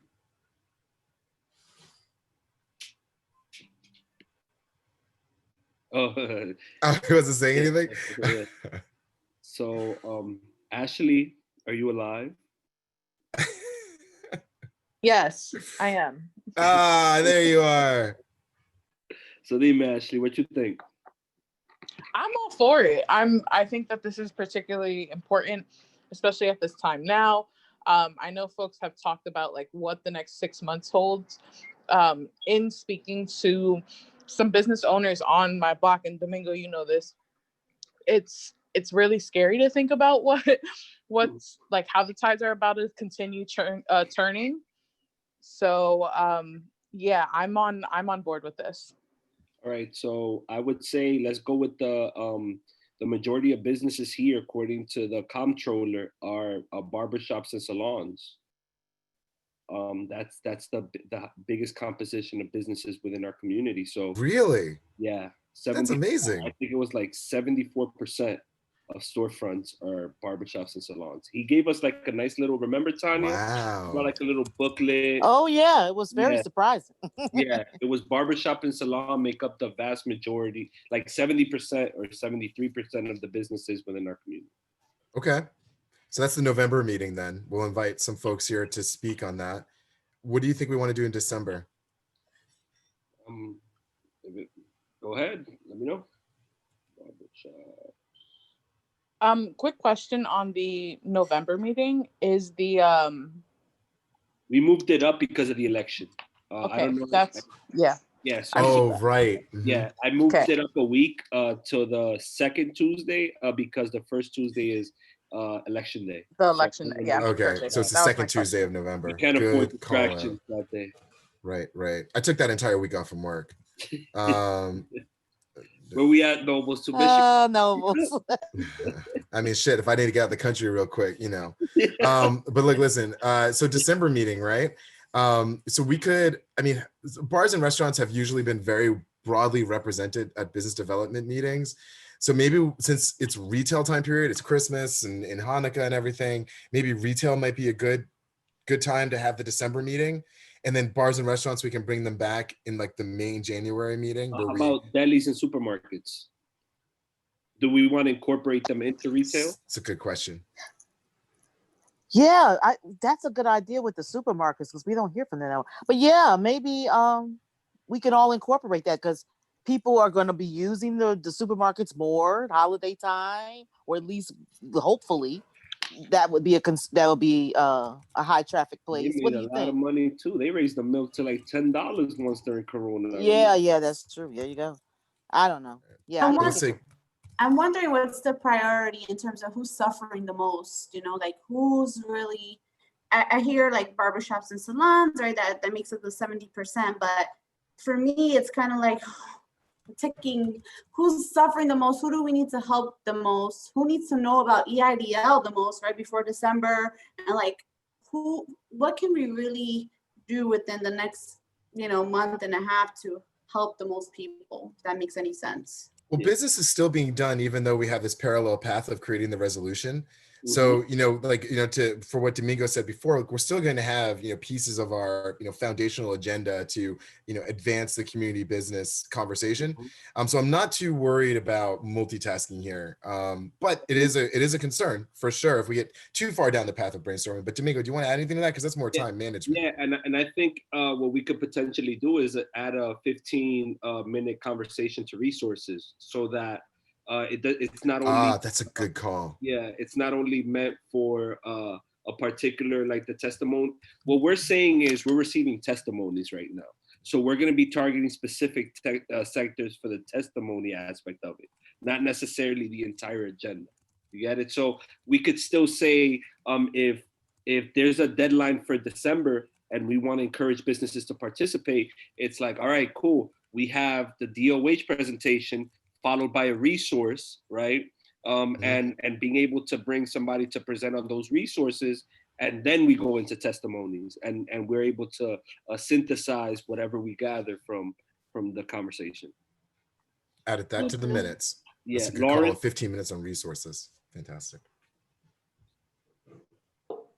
Oh, I was just gonna speak before that when you were that retail should probably happen in November, because come, you know, as you get closer to the holidays, they're gonna be under so much stress. That's all. Would you say retail and like supermarkets and?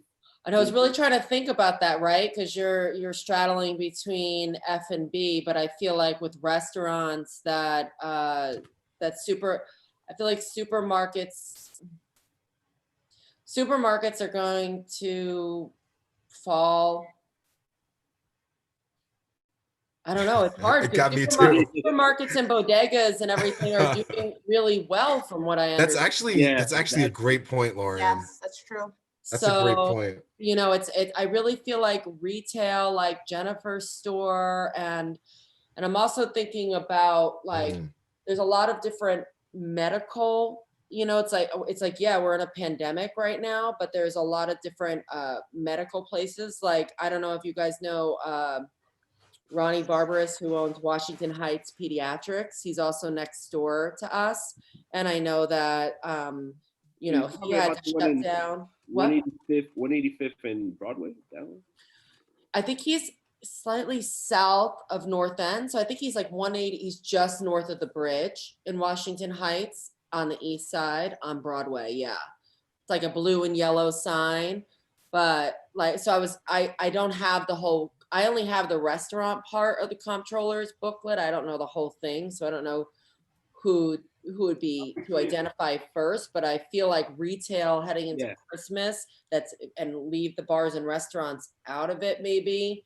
That's a great point, Lauren. A good move to give them some help before the holidays, and they'll be too tied up at the holidays. I agree. And I wanted to say, if we're going to do retail, we should definitely invite the Department of Consumer Affairs, because they are the ones who inspect retail businesses and do all of that and license them and things like that. So there may be some resources or questions that can be asked of them. That's It's a good just a idea. suggestion. Yeah. So Tanya, what we could potentially do is based on the sector. I always feel like the SBA has to be around for everything because they're a city, you know, they deal with businesses.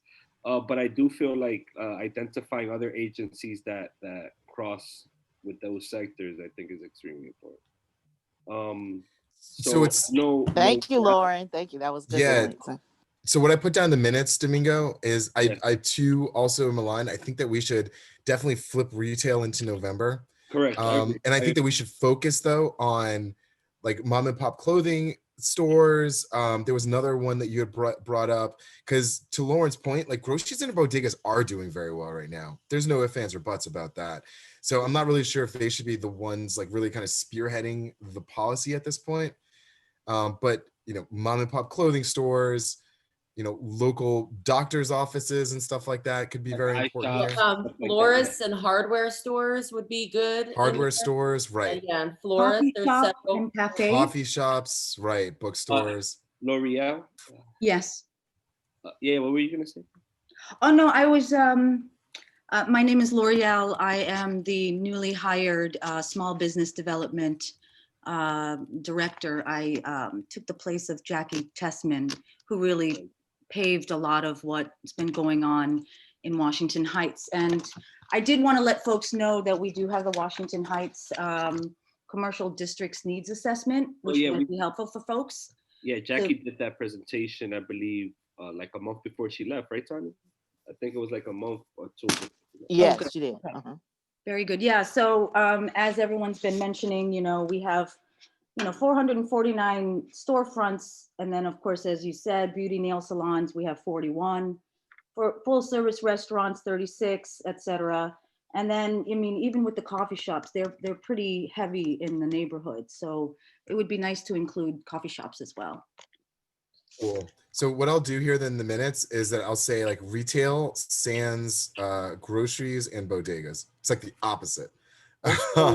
Parking garage owners. I think they're doing pretty well now too, bro. I mean, I got a car and everywhere's packed. I'm just wondering what's the impact with the city bike and them. That would be on parking lots though? I mean, I'm just asking. Well, because if city bike is taking away parking, then the only option is to pay for parking. So they're gonna. It's a boom. I wish I owned a parking lot right now. Shit, I'd be, man, chop and cheddar. Like, and it's come also on. interesting that the people that had the monthly, they paid monthly for their parking, and let's say they lost their job, is that affecting them as well? I mean, not as far as I can tell, dude. Like, I legit went to 12 parking lots and they're all full with my car. I'm still street parking right now. Yeah, it's pretty. The one in front It's of wild. my house is by like 10 o'clock. It's full. It's wild.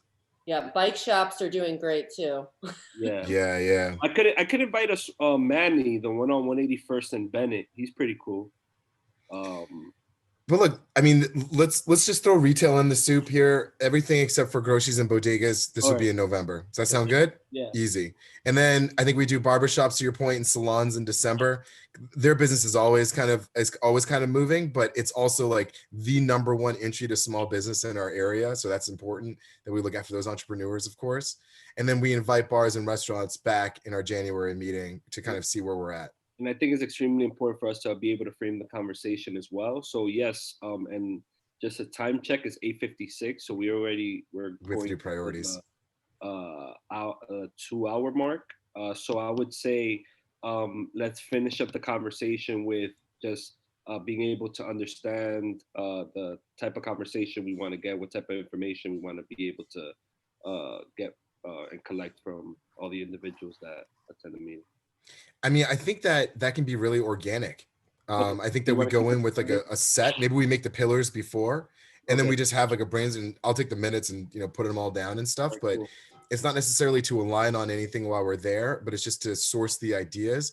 And then as a group in January, we'll say those ideas, and then we'll pick out the ones that we really want to kind of spearhead and flesh out for the resolution to be presented in February. All right, cool. So let's do the, so with that being said, then I feel like we have a good. We do. These minutes are tight, dude. We've got a lot of good ideas here. Yeah.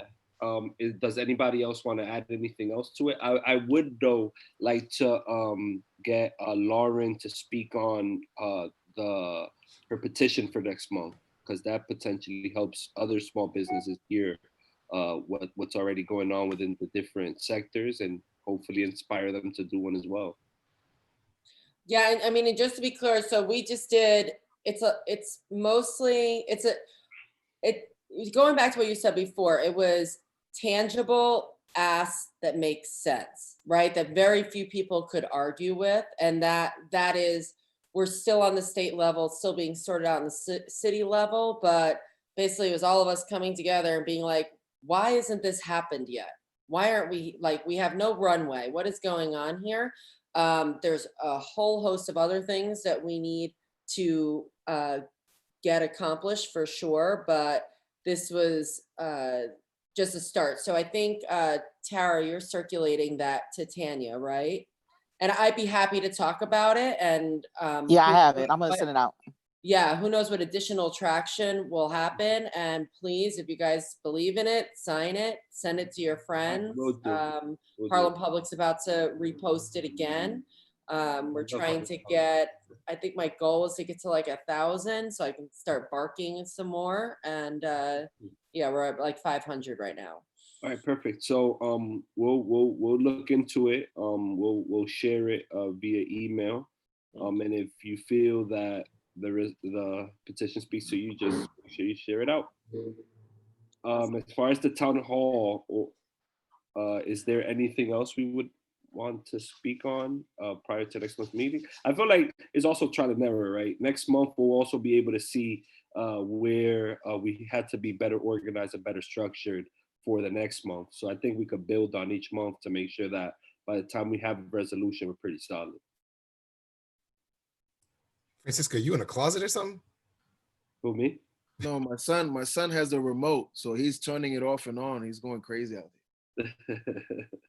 All right. So with that being said, is there anything else we want to address during the town hall section aspect of it? I know I would like a motion to table the conversation with the DOH. I know he's not here. Well, he's not here.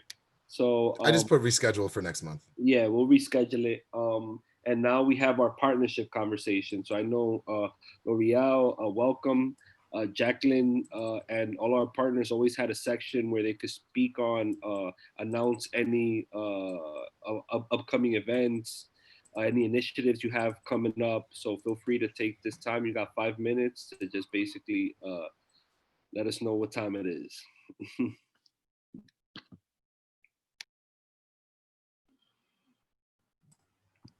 Well, again, my name is L'Oreal Crowder.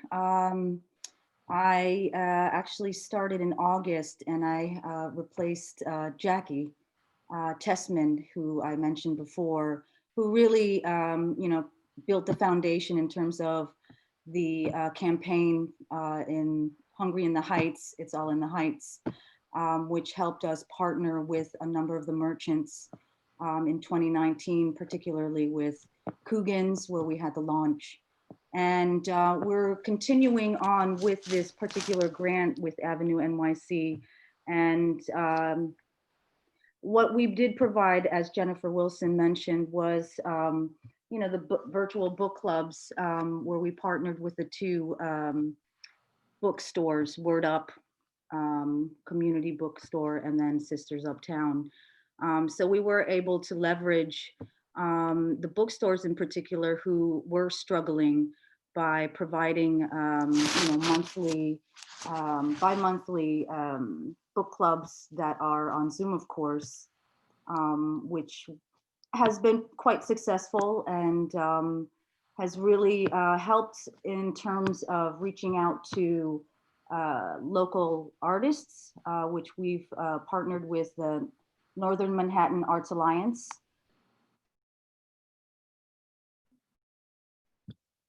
This whole time I'm on mute. I'm so sorry. Oh no, we heard you. We heard you. No, we definitely heard you. Yeah. Northern Manhattan. God. Okay, yeah. Fantastic. Right. So we highlighted a local artist, and then also partnered with local merchants in our corridor and raffled off a gift card.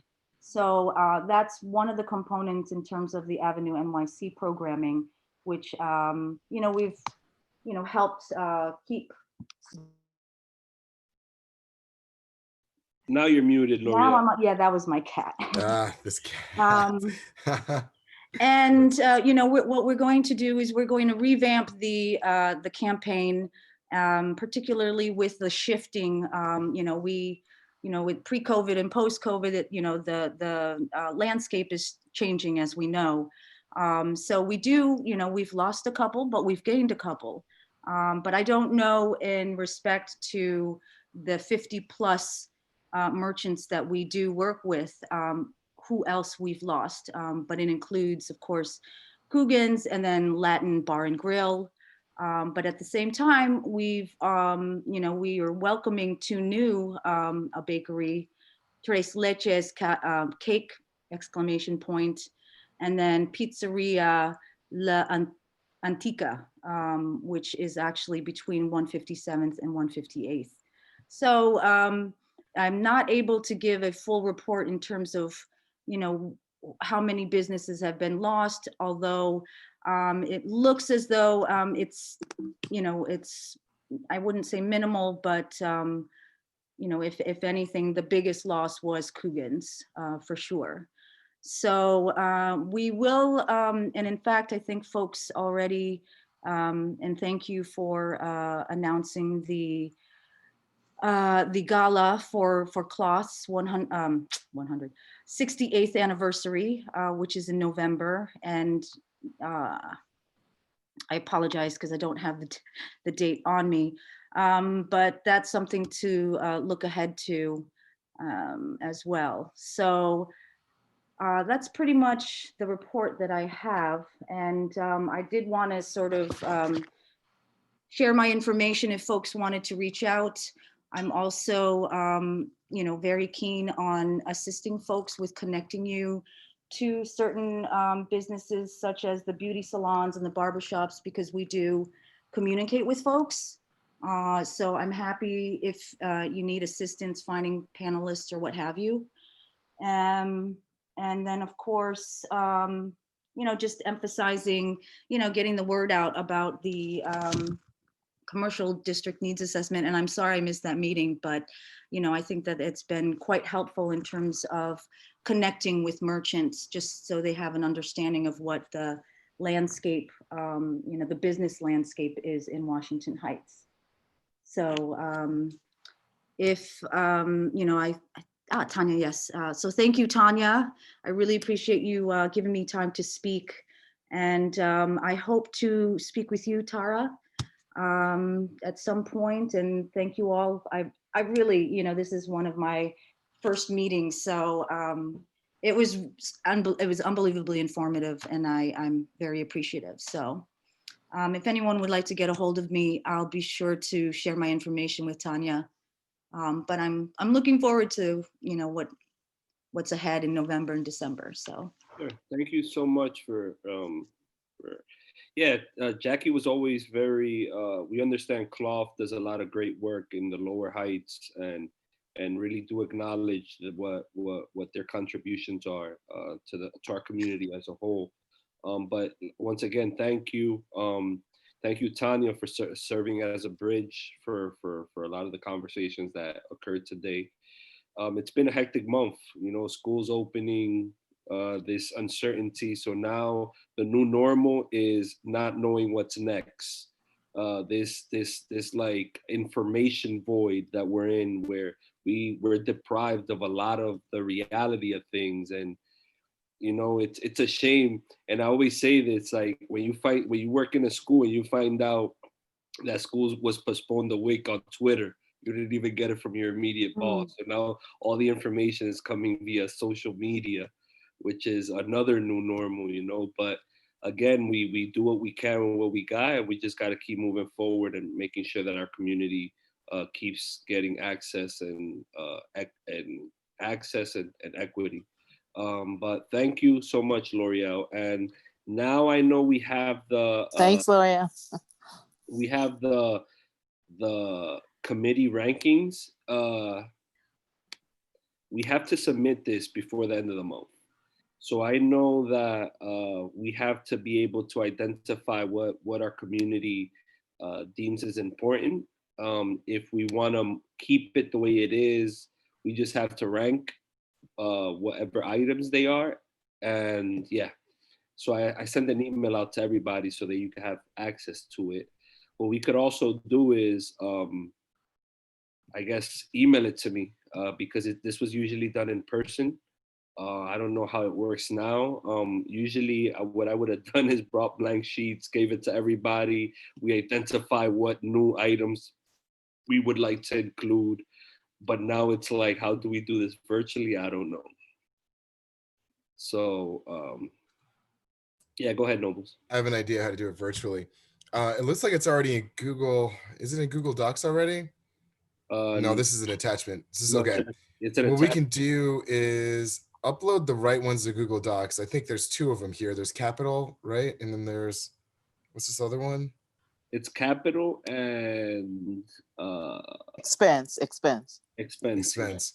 So do we just do the Capital one, right? There's only one that we usually do, at least in Parks and Cultural Affairs.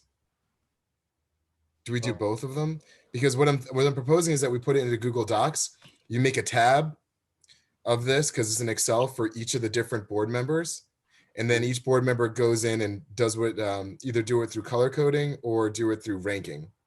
But the thing with that is that we technically can't conduct business over, supposedly over emails and stuff like that. So the way that we would have to do it is you get the sheet, you input whatever you want to input, then you send it back to me. Because ideally it was meant to be done like an in-person, like yeah. Domingo, the way it's a suggestion. I mean, the way we did it in health and environment was we just went to the items. We know so you see the Okay, cool. expense item, and then we just asked, should that stay number one? Or should Okay, this stay number two? And if we want to add something to the list, people can just shout that out, and then we just All right, cool. And which one did they do, Tanya? They did the expense first? first and then the capital last. We did the Okay, expense cool. first because that's where the most of the conversation is. It's at with Cool. the expense So, first.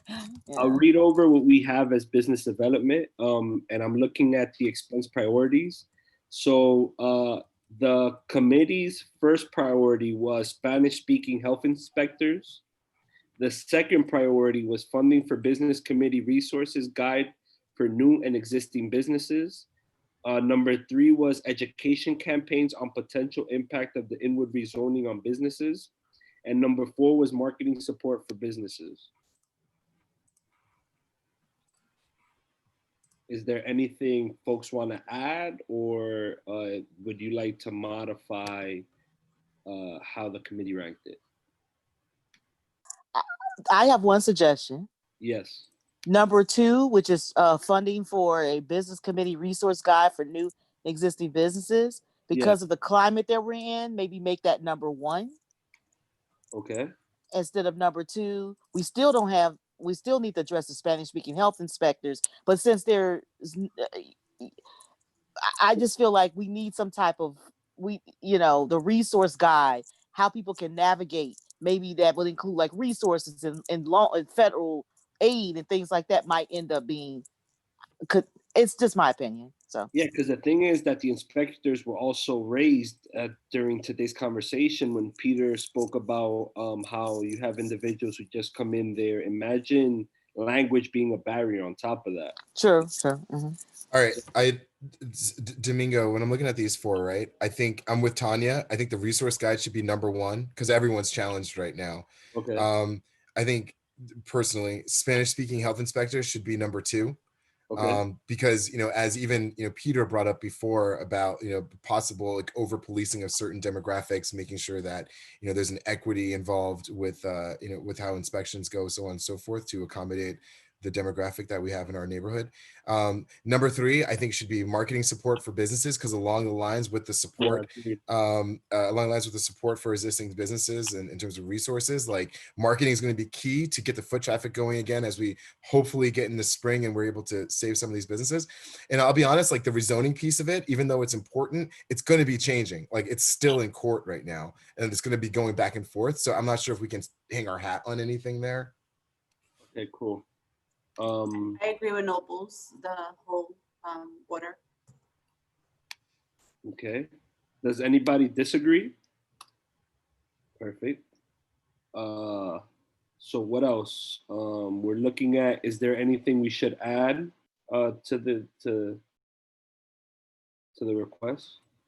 And just a step back here, this is for the money from the Manhattan Borough President's Office to actually provide these resources, or what exactly is this? I think this is for recommendations for citywide. So I think that this is submitted to city agencies. So I'm assuming ours would go to SBA and other city agencies that we identify within the priorities. Lauren, this is your time to shine, girl. Let's do this. Gotta add something to this, man. Wait, what do we need? What do we need?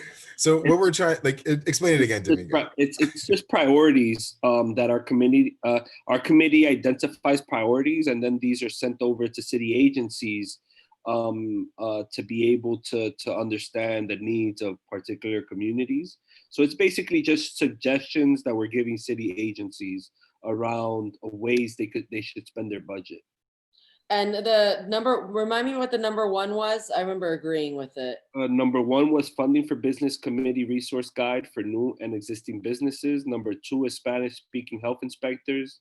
Number three is marketing support for businesses. And number four is education campaign on potential impact of the inward rezoning on businesses.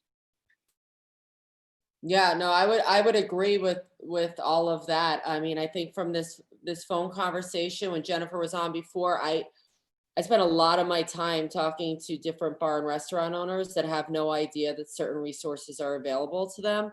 It is absolutely key above marketing and everything else. And then Spanish speaking, working with Jeff Garcia from WAHI and like the whole like Dykeman group. And, this is something that, English is my first language, and it's clearly a severe pain point when it comes to the state liquor authority, when it comes to the health department, when it comes to all the Department of Transportation, the DCA, like all these departments are, if I speak English as my first language and, I was an English teacher and I'm having trouble understanding what the guidance is saying because it's so ambiguous, then how is anybody who does not have English as their first language able to understand this?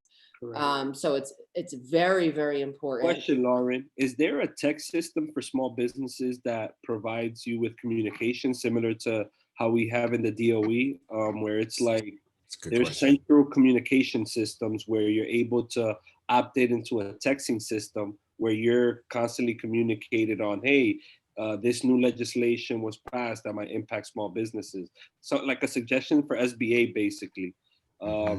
Because I think communication was one of the lack of communication or the overwhelming amount of people communicating seemed to be a problem during the pandemic.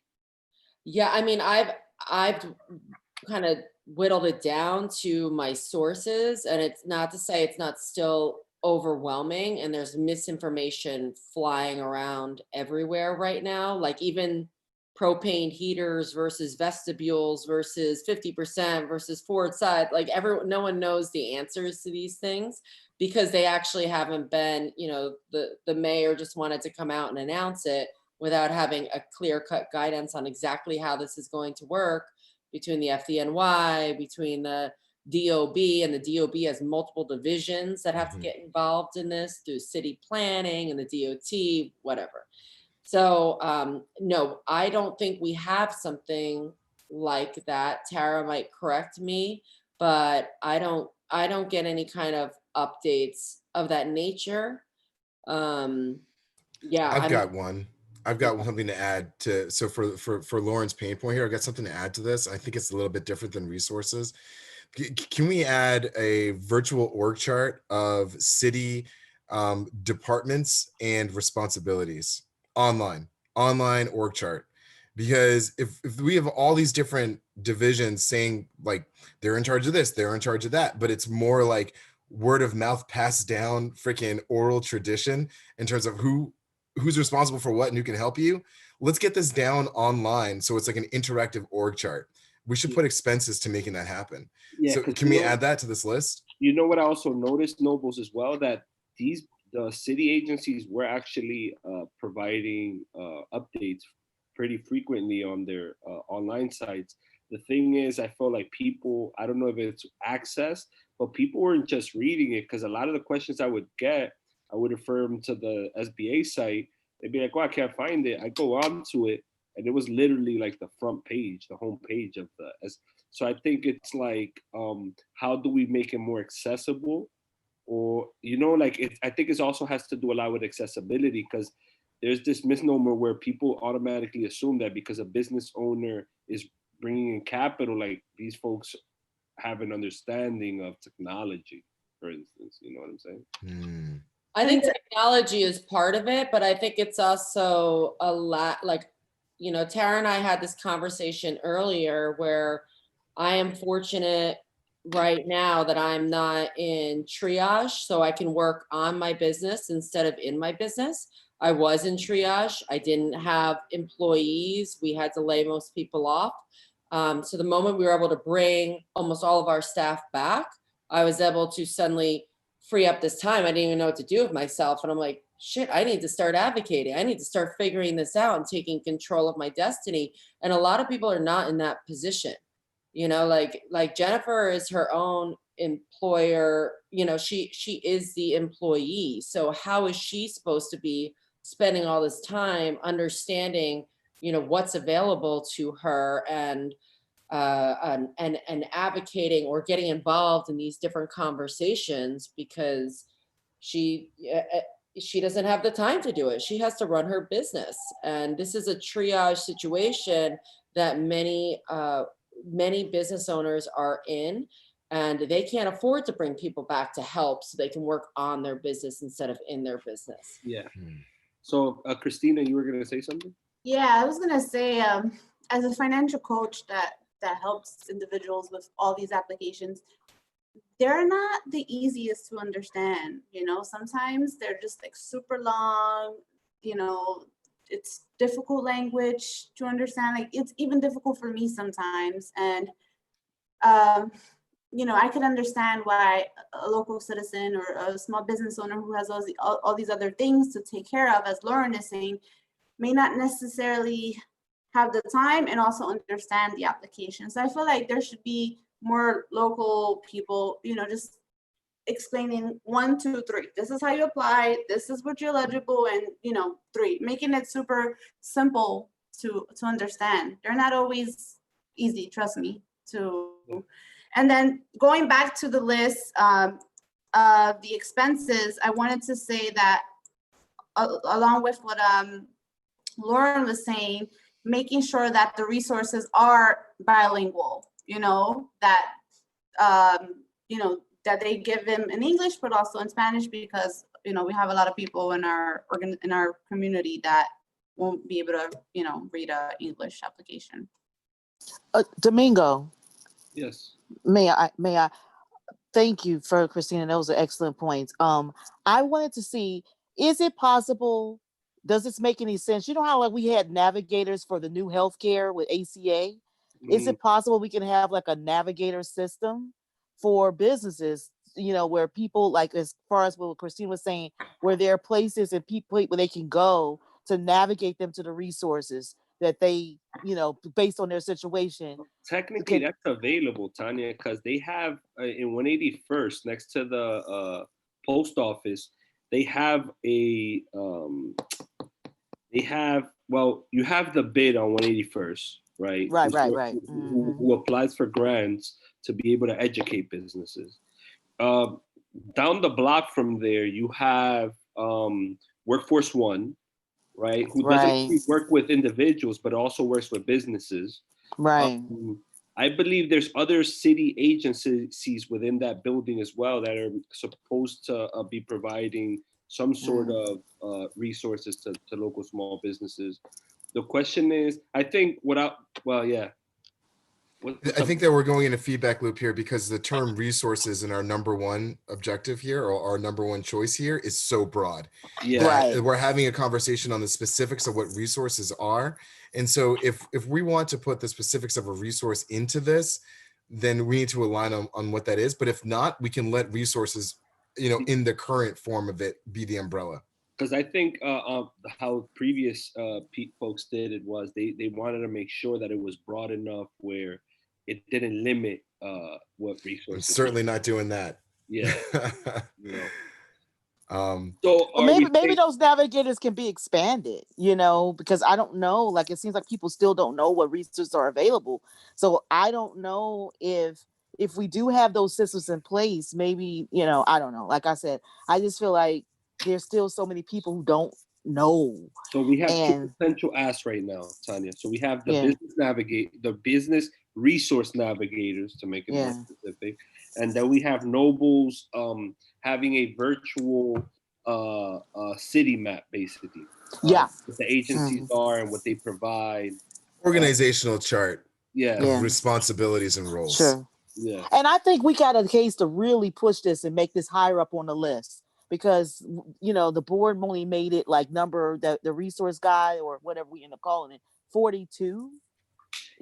So we really could push right now to really push this up due to the situation that we're in, and hopefully we can convince the board to make this higher up on the overall priority list. We need to go hard. We need to go hard. That's just a 40-second. Oh, actually, you're right, Tanya. Items. I don't want to. It was ranked all the way at the bottom. I don't want to get into the board voting. Let's get into. There's 2 items that want to be added to. Sure. So, is everybody okay with those 2 items? Explain them one more time, just so we're clear.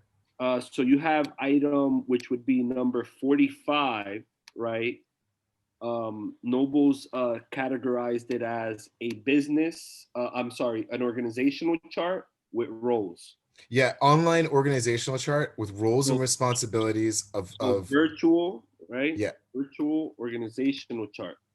Yeah, of roles and responsibilities of city organizations or city departments responsible for. We already said responsibilities of city departments. That's fine. I just want to say that I think that is extremely powerful. I am still trying to navigate. I remember meeting with Senator Jackson and starting to talk about certain items, and I had a woman, a lobbyist next to me who's absolutely amazing, and she's like, yeah, that's not really what he does. That's something. And I'm like, oh, really? So it's like, it's so confusing to know who has control over what and exactly who for what. So I think that it's very, very powerful to have something like that. Yeah, government transparency, online resource for roles and responsibilities. Cool. We got this. All right. So what we're talking about is number 45 again. Yep. I reiterate.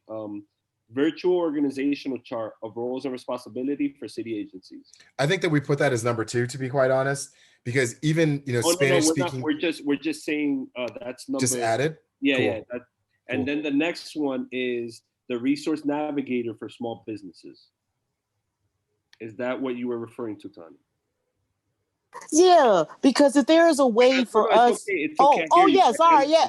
All right, so now we have to Glad I'm drinking tequila. Yeah, now let's. I know, right? Let's. All right. So, what number would these fall into? Do we have to redo everything? So, Nobles is suggesting that the virtual agencies be number 1. Number 2. Number 2. The org chart be number 2, because that falls underneath the more specific resource. And Spanish-speaking business owner or not, you need to know who can help you. And if that's not readily accessible and known, everything else is defunct. Yeah, but I also think that having a resource navigator is actually better off. I'm trying to think of scale, though, Domingo. You can't have a lot. Well, think about it like this, right? If you have somebody who might not understand the virtual aspect, might not know how to navigate the World Wide Web, right? A navigator is somebody who serves as a facilitator to that. You know what I'm saying? Understood. I understand that it's about how do we create a larger impact, but then at the same time, how can you measure impact when it's so disproportionate. You know what I'm saying? What we're trying to do is provide access to those historically marginalized. Then if I may make a suggestion, I think we put that under capital, because capital is more money and larger resources to get it done. That sounds like But I a very think human capital resources heavy infrastructure. Oh yeah, I get what you're saying. commitment. You know what I'm It could saying? it could be incorporated into a hub that houses these. Yeah. All right. I mean, human resources are expensive. It should be a capital project, whereas like making Does an Tanya online agree with that? resource is cheaper, so it could be an expense. Do you agree with that, Tanya? I totally agree. I see that. Right. Yeah, because So- that would take integration, Okay, like I you were hear- I saying. That's hear right, you. Tanya. So now let's get to the ranking. Cool. So Nobles is recommending that this be number 2. Do you want to just go After through the the resource, ranks? after the resource guide, right? After the resource guide. Yeah. Yeah, I totally agree because it's totally, yeah. But in a community that's predominantly Spanish speaking, If they don't know who to go to, what's the point? well, the inspectors are coming to them. They don't go. When does a government agency ever come to you when you're not in trouble? No. Health inspectors, these health inspectors go to them. There's no. Yeah, when they got to give a ticket. No, they just go to give random inspections. That's what. Yeah, but if they have so we had a meeting a couple meetings ago. I'm sorry, Christina, you wanted to say something. I'll go after you. No, you guys go ahead. No, go ahead, Christina. Go ahead. I'm confused. So are we making the resource guide number 1 or the navigator number 1? Which No, one? Resource guide number 1. Navigator, because Nobles brought in and it makes sense. It's a capital expense because you would need a place to house them. So Right. it would be like makes if we do create like a small business hub, having a business navigator is something that's ideal to the hub. Exactly. Okay, I get it. Thank you. So this is strictly about the ranking of like an online guide to roles and responsibilities, within the city infrastructure. I think of it as number 3, honestly, followed by the marketing. I'm fine with that. Like, dude, I'm totally fine with that. Yeah. Because I think like seeing last year, there was a lot of businesses that came complaining about inspectors. Tanya, remember that they would get the fines. I remember that too. yeah. I was there. Yeah. It happened last meeting. Yeah. Oh no, last year it was like Last meeting. It was meeting. No, last year was like every meeting Oh. complaining about a health inspector. You guys, Tanya. Got it. Let's make it number 2. I'm with it. All That's right. cool. So we got number 5. 5 would be inward rezoning, but again, that's in 3. back and forth in So the courts. I'm gonna reread the expenses. 1 being funding for business committee resources guide, funding for business committee resource guide for new and existing businesses. Number 2 would be Spanish speaking health inspectors. Number 3 would be virtual organizational chart of roles and responsibility for city agencies. Number 4 would be marketing support for businesses. And number 5 would be education campaign on potential impact of the inward rezoning on businesses. Perfect. Great. One last thing. Sorry, guys. Yes. Number 1, I'm wondering if, along with it being online, if there's a way that we can print them out in If it's English online, and it could- Spanish. No, I think it just implied resource guide and then say we could add a funding for business committee resource guide, virtual and physical. Yes. There you go. Physical, because again, There you go. not everyone has access to, electronic devices or knows how to do it. So if we can like have someone give them out to all the businesses in the community, I don't know how you would do that with COVID, but find a way where it's like no one can say, hey, I didn't see it online because you got that printout. Maybe we mail it out or something like that. I don't know. All right, so I reworded it to funding for business committee virtual and physical resource guide for new and existing businesses. There you go. Thank you. All right. Is there anybody that disagrees with the ranking? So all in favor of the ranking as they stand? Aye. Aye. Aye. Aye. Francisco?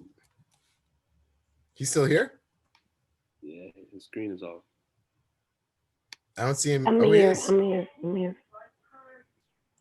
All right, and then Cindy is going online. All right, so Cindy's in favor as well. I'll show it just. That works. All right. Francisco, are you there? He doesn't look like he's here anymore. All right, cool. So I mean, he's still on the list, but maybe he's, off away from the computer.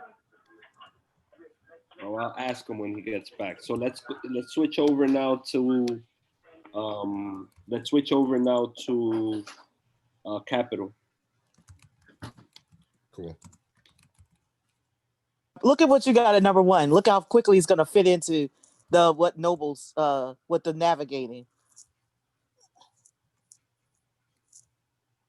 It kind of fits already. Yeah. Because I see items here that I was gonna call, for instance, the corner project. I'm not. Oh yeah, additional services offered by SBS. Yeah, let's change this one to add the how do we want to label that so it's descriptive enough for them to understand. Yeah. So we're looking at business training capacitation hubs, additional to services offered by SBS. Okay, so that's where we would add then the navigators, correct? Yes, absolutely. Yep. Up to including small business coaches / navigators.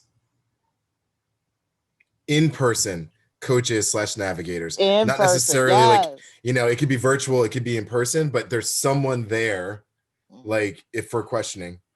Correct. Let me just copy and paste that because it doesn't.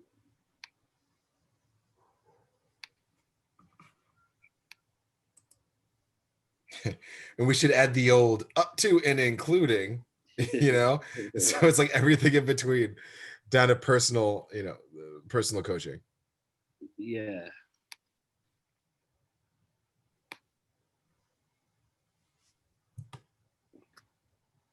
Sorry, let me just.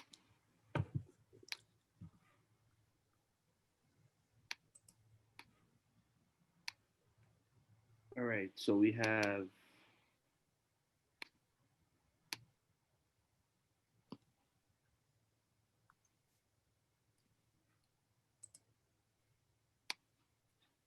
You good? Yeah, I'm just opening up a new Excel sheet. Since it was a PDF format, I couldn't edit it. Oh, you didn't open up the Excel that you attached? No, it's a PDF.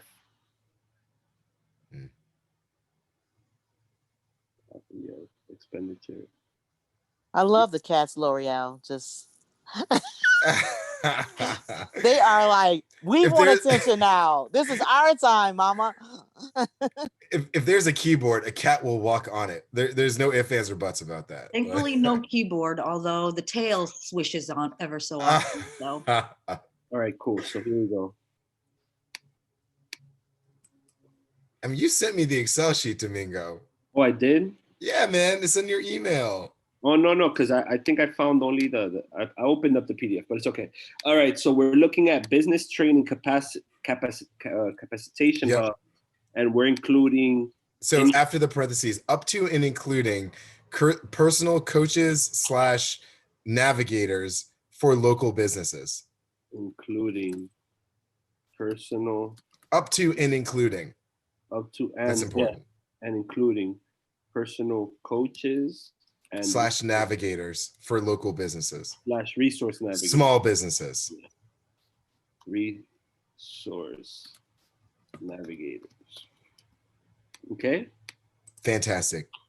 And that is currently ranked as number 1. I think that's number 1 out of the 3 that we've got here for sure. Okay. And business facade improvement funding. I don't know about this one, guys.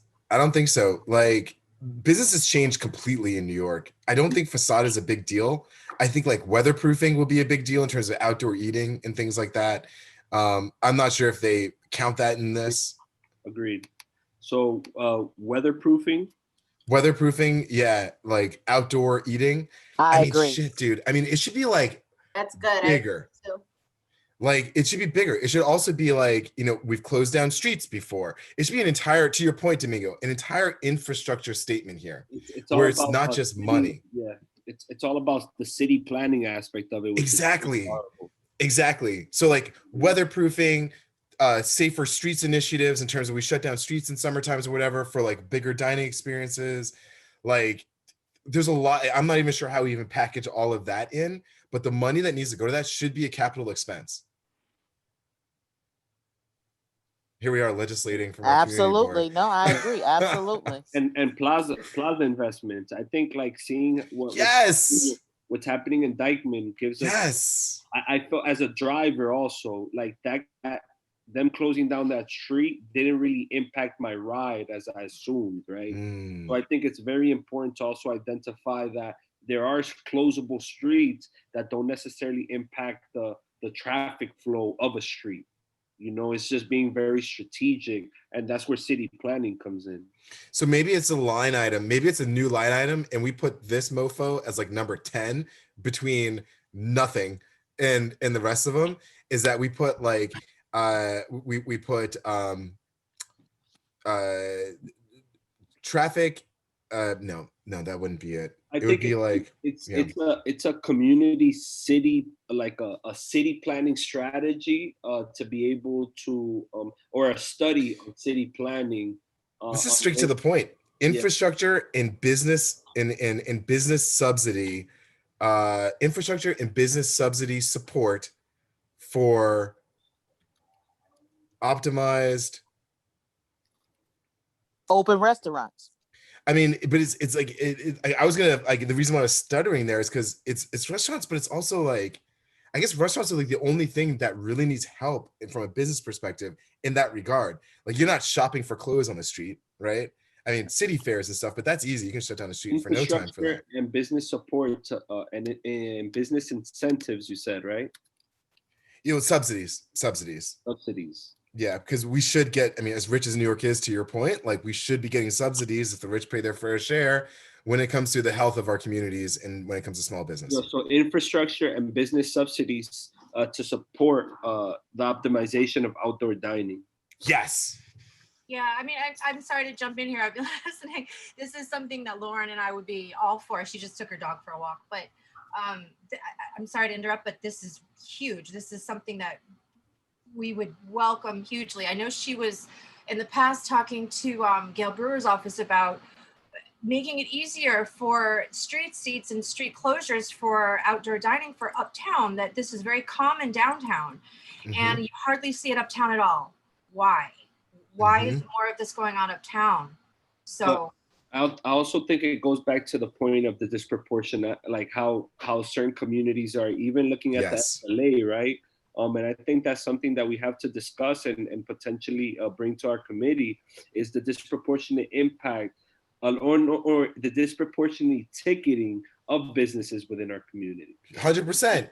So for instance, there has to be a study on how do they identify what businesses to target? Because technically it's like, you're not gonna have a random inspector just walking all the time in Washington Heights while you have Queens like as an epicenter right now, and you're not hearing. Yeah, you get what I'm saying. So add that study to the list, Domingo. That's not on here or represented. Add that to the list, like a study of I don't know what it would be, but it would violation policing.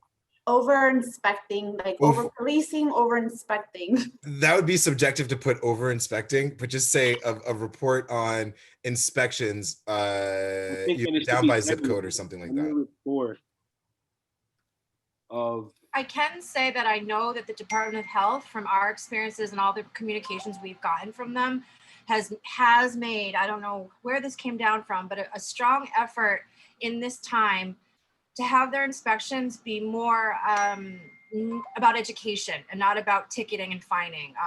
We had an inspector that came from the Department of Health. Pretty much everyone's had at least one by now since COVID started. And they really focused on our procedures and our guidelines for dealing with COVID and dealing with patrons and staff. Because the guidelines are, from the Department of Health alone, are, 10 pages. It's a lot. And they want you to comply with all of that. So they're really focused on that more than they are looking at, I know Peter was talking about looking at the ice bins and a little bit of this. They're, in my experience, and I think what they've been told to do right now is not do that, is to make this more educational and to not fine. But So I then think that's their focus. you have a local business who one of their employees got fined $4,000 because she's working an 8-hour shift. 7 hours into her shift, she just lowers her mask to like her nose, and they get fined $4,000. Well, let's do positive reinforcement here. Yeah, that Let's do might positive. be the state liquor authority that comes around for that. Yeah, which is that's the different liquor from authority. Yeah, so it's different. The liquor authority is ruthless. I got no shit to contribute when it comes to how to do that. Yeah. I mean, we're on the lookout now for anybody coming through, whether it's Department of Transportation, looking at picking apart everything with Right. your outdoor, or Department of Health or State Liquor Authority. It's a lot. I don't So, want to be a Domingo- party pooper. We're almost 3 hours into our meeting. So I know we got to hurry this up, but look, this is like the most important part though. But it's always good that we save these for the end. I mean, Parks and Cultural Affairs, our list is longer than the Dead Sea Scrolls, so feel sorry for me on my meeting next week. Oh no, But and like, I'm presenting in that meeting too. oh, so you'll be there with me, one of us. But look, I think that we should add positive reinforcement here for that particular behavior that Tara just brought up. We should have educators from Liquor Authority and Department of Health, put that specifically, Liquor Authority and Department of Health, educators on, how to get up to code, or I'm not really sure the But technical I language think for that. business training is broad enough where we could incorporate all of that. So it's like, Okay. like when we do things like that, I think it's about us being able to write a resolution and then just sending it to the particular department after it's approved. So Okay, like, I think that's stronger. if I think that's they stronger. identify the SLA, but we're so crunched for time right now with the town halls and the testimonies to be able to develop that, then that's another like that's something else that we would have to add. Okay, no, that's fair. Yep. So what I would say is then we have so those 3 items are I removed the corner project one, being that I haven't heard from them, if that sounds okay with everybody. I mean, how do you remove that? Don't we just like list it last? Oh, you want to still list it? Because I we don't know. We don't know what their situation is because they've never come. How are they on this list then? They just so you know that they do hold some meetings. I've been at those. They're doing stuff. I was just on one about 2 months ago, or a month and a half ago, where they are trying to they are doing stuff. They just, because of, we just haven't brought them before us for anything, but they're active. Add them and keep them there. That's let's make it last. Right. Like Thanks, Noble was Tanya. saying. It's just last. That's all. Thanks, Tanya. Because I personally haven't. They usually were very like they would always communicate with us. I haven't heard anything from them. Sure. Yeah, let's make it last. Yeah. All right. So I think that's it, right? Or we have to vote on this. So let me just make sure that everybody knows what we have on the list. So far, we're looking at, these are the items we have: business training / capacitation hubs, additional to services offered by SBS, up to and including personal coaches and resource navigators. I fucking love it. Ooh, I'm sorry. That's I'm our number sorry. one. That one was too much. Now, I think we could put these 2 together, which was the weatherproofing for outdoor dining, safer streets initiatives, and plaza investments. Yes. Well, not really. I think that could be standalone. The 3 of those? You should put those together. It's all about infrastructure. No. I mean, I was gonna follow up with this one, which was infrastructure and business subsidies to support optimizing of outdoor dining, which has some sort of correlation, but I think they could stand alone. Yeah. And then finally, funding for a new facility for the Washington Heights Corner project. Aye. Aye. We still have quorum, right? Does 1, 2, 3, everybody 4. like it in that exact order? Ashley 5. Francisco's still here 6. We still have quorum. Cool. Okay. So does everybody agree with that order, or do we want to get into the order now? I just literally read it in the order that. If anyone's not, I think we're good, Domingo. All right. I put unanimous in the minutes. So in that particular order that I just read it, all those in favor? Aye. Aye. All right. And Cindy's there too. Hold up, Cindy just said something. Let me see. In favor, okay. Yeah, Cindy. So, so we're good? We're good. All right. So that's that. Old business, new business? Not that I know of. I'm gonna say no business. All right. Motion to adjourn? Yes, motion to adjourn. Seconded. Tanya? All in favor? Yes. Aye. Unanimous. I appreciate you all. I'll be following up with an email in regards to the business. I'll send an Excel sheet. And I'm sending all of the contact info as soon as we get off. So All right, thank you so Awesome. much, Tanya. Minutes All right. going out. Yes, Thank guys. you. Great Thank meeting you. everybody. It was Thank you so much. Excellent Great. time. Thanks, everyone. Take it easy. See you Bye. guys. So please don't wait. I'd like to see you in person. I'd love to meet you all in person. Hi, guys. Yeah. you. Bye. Good night, guys. Good night. Thanks, Tanya. Take care. Bye.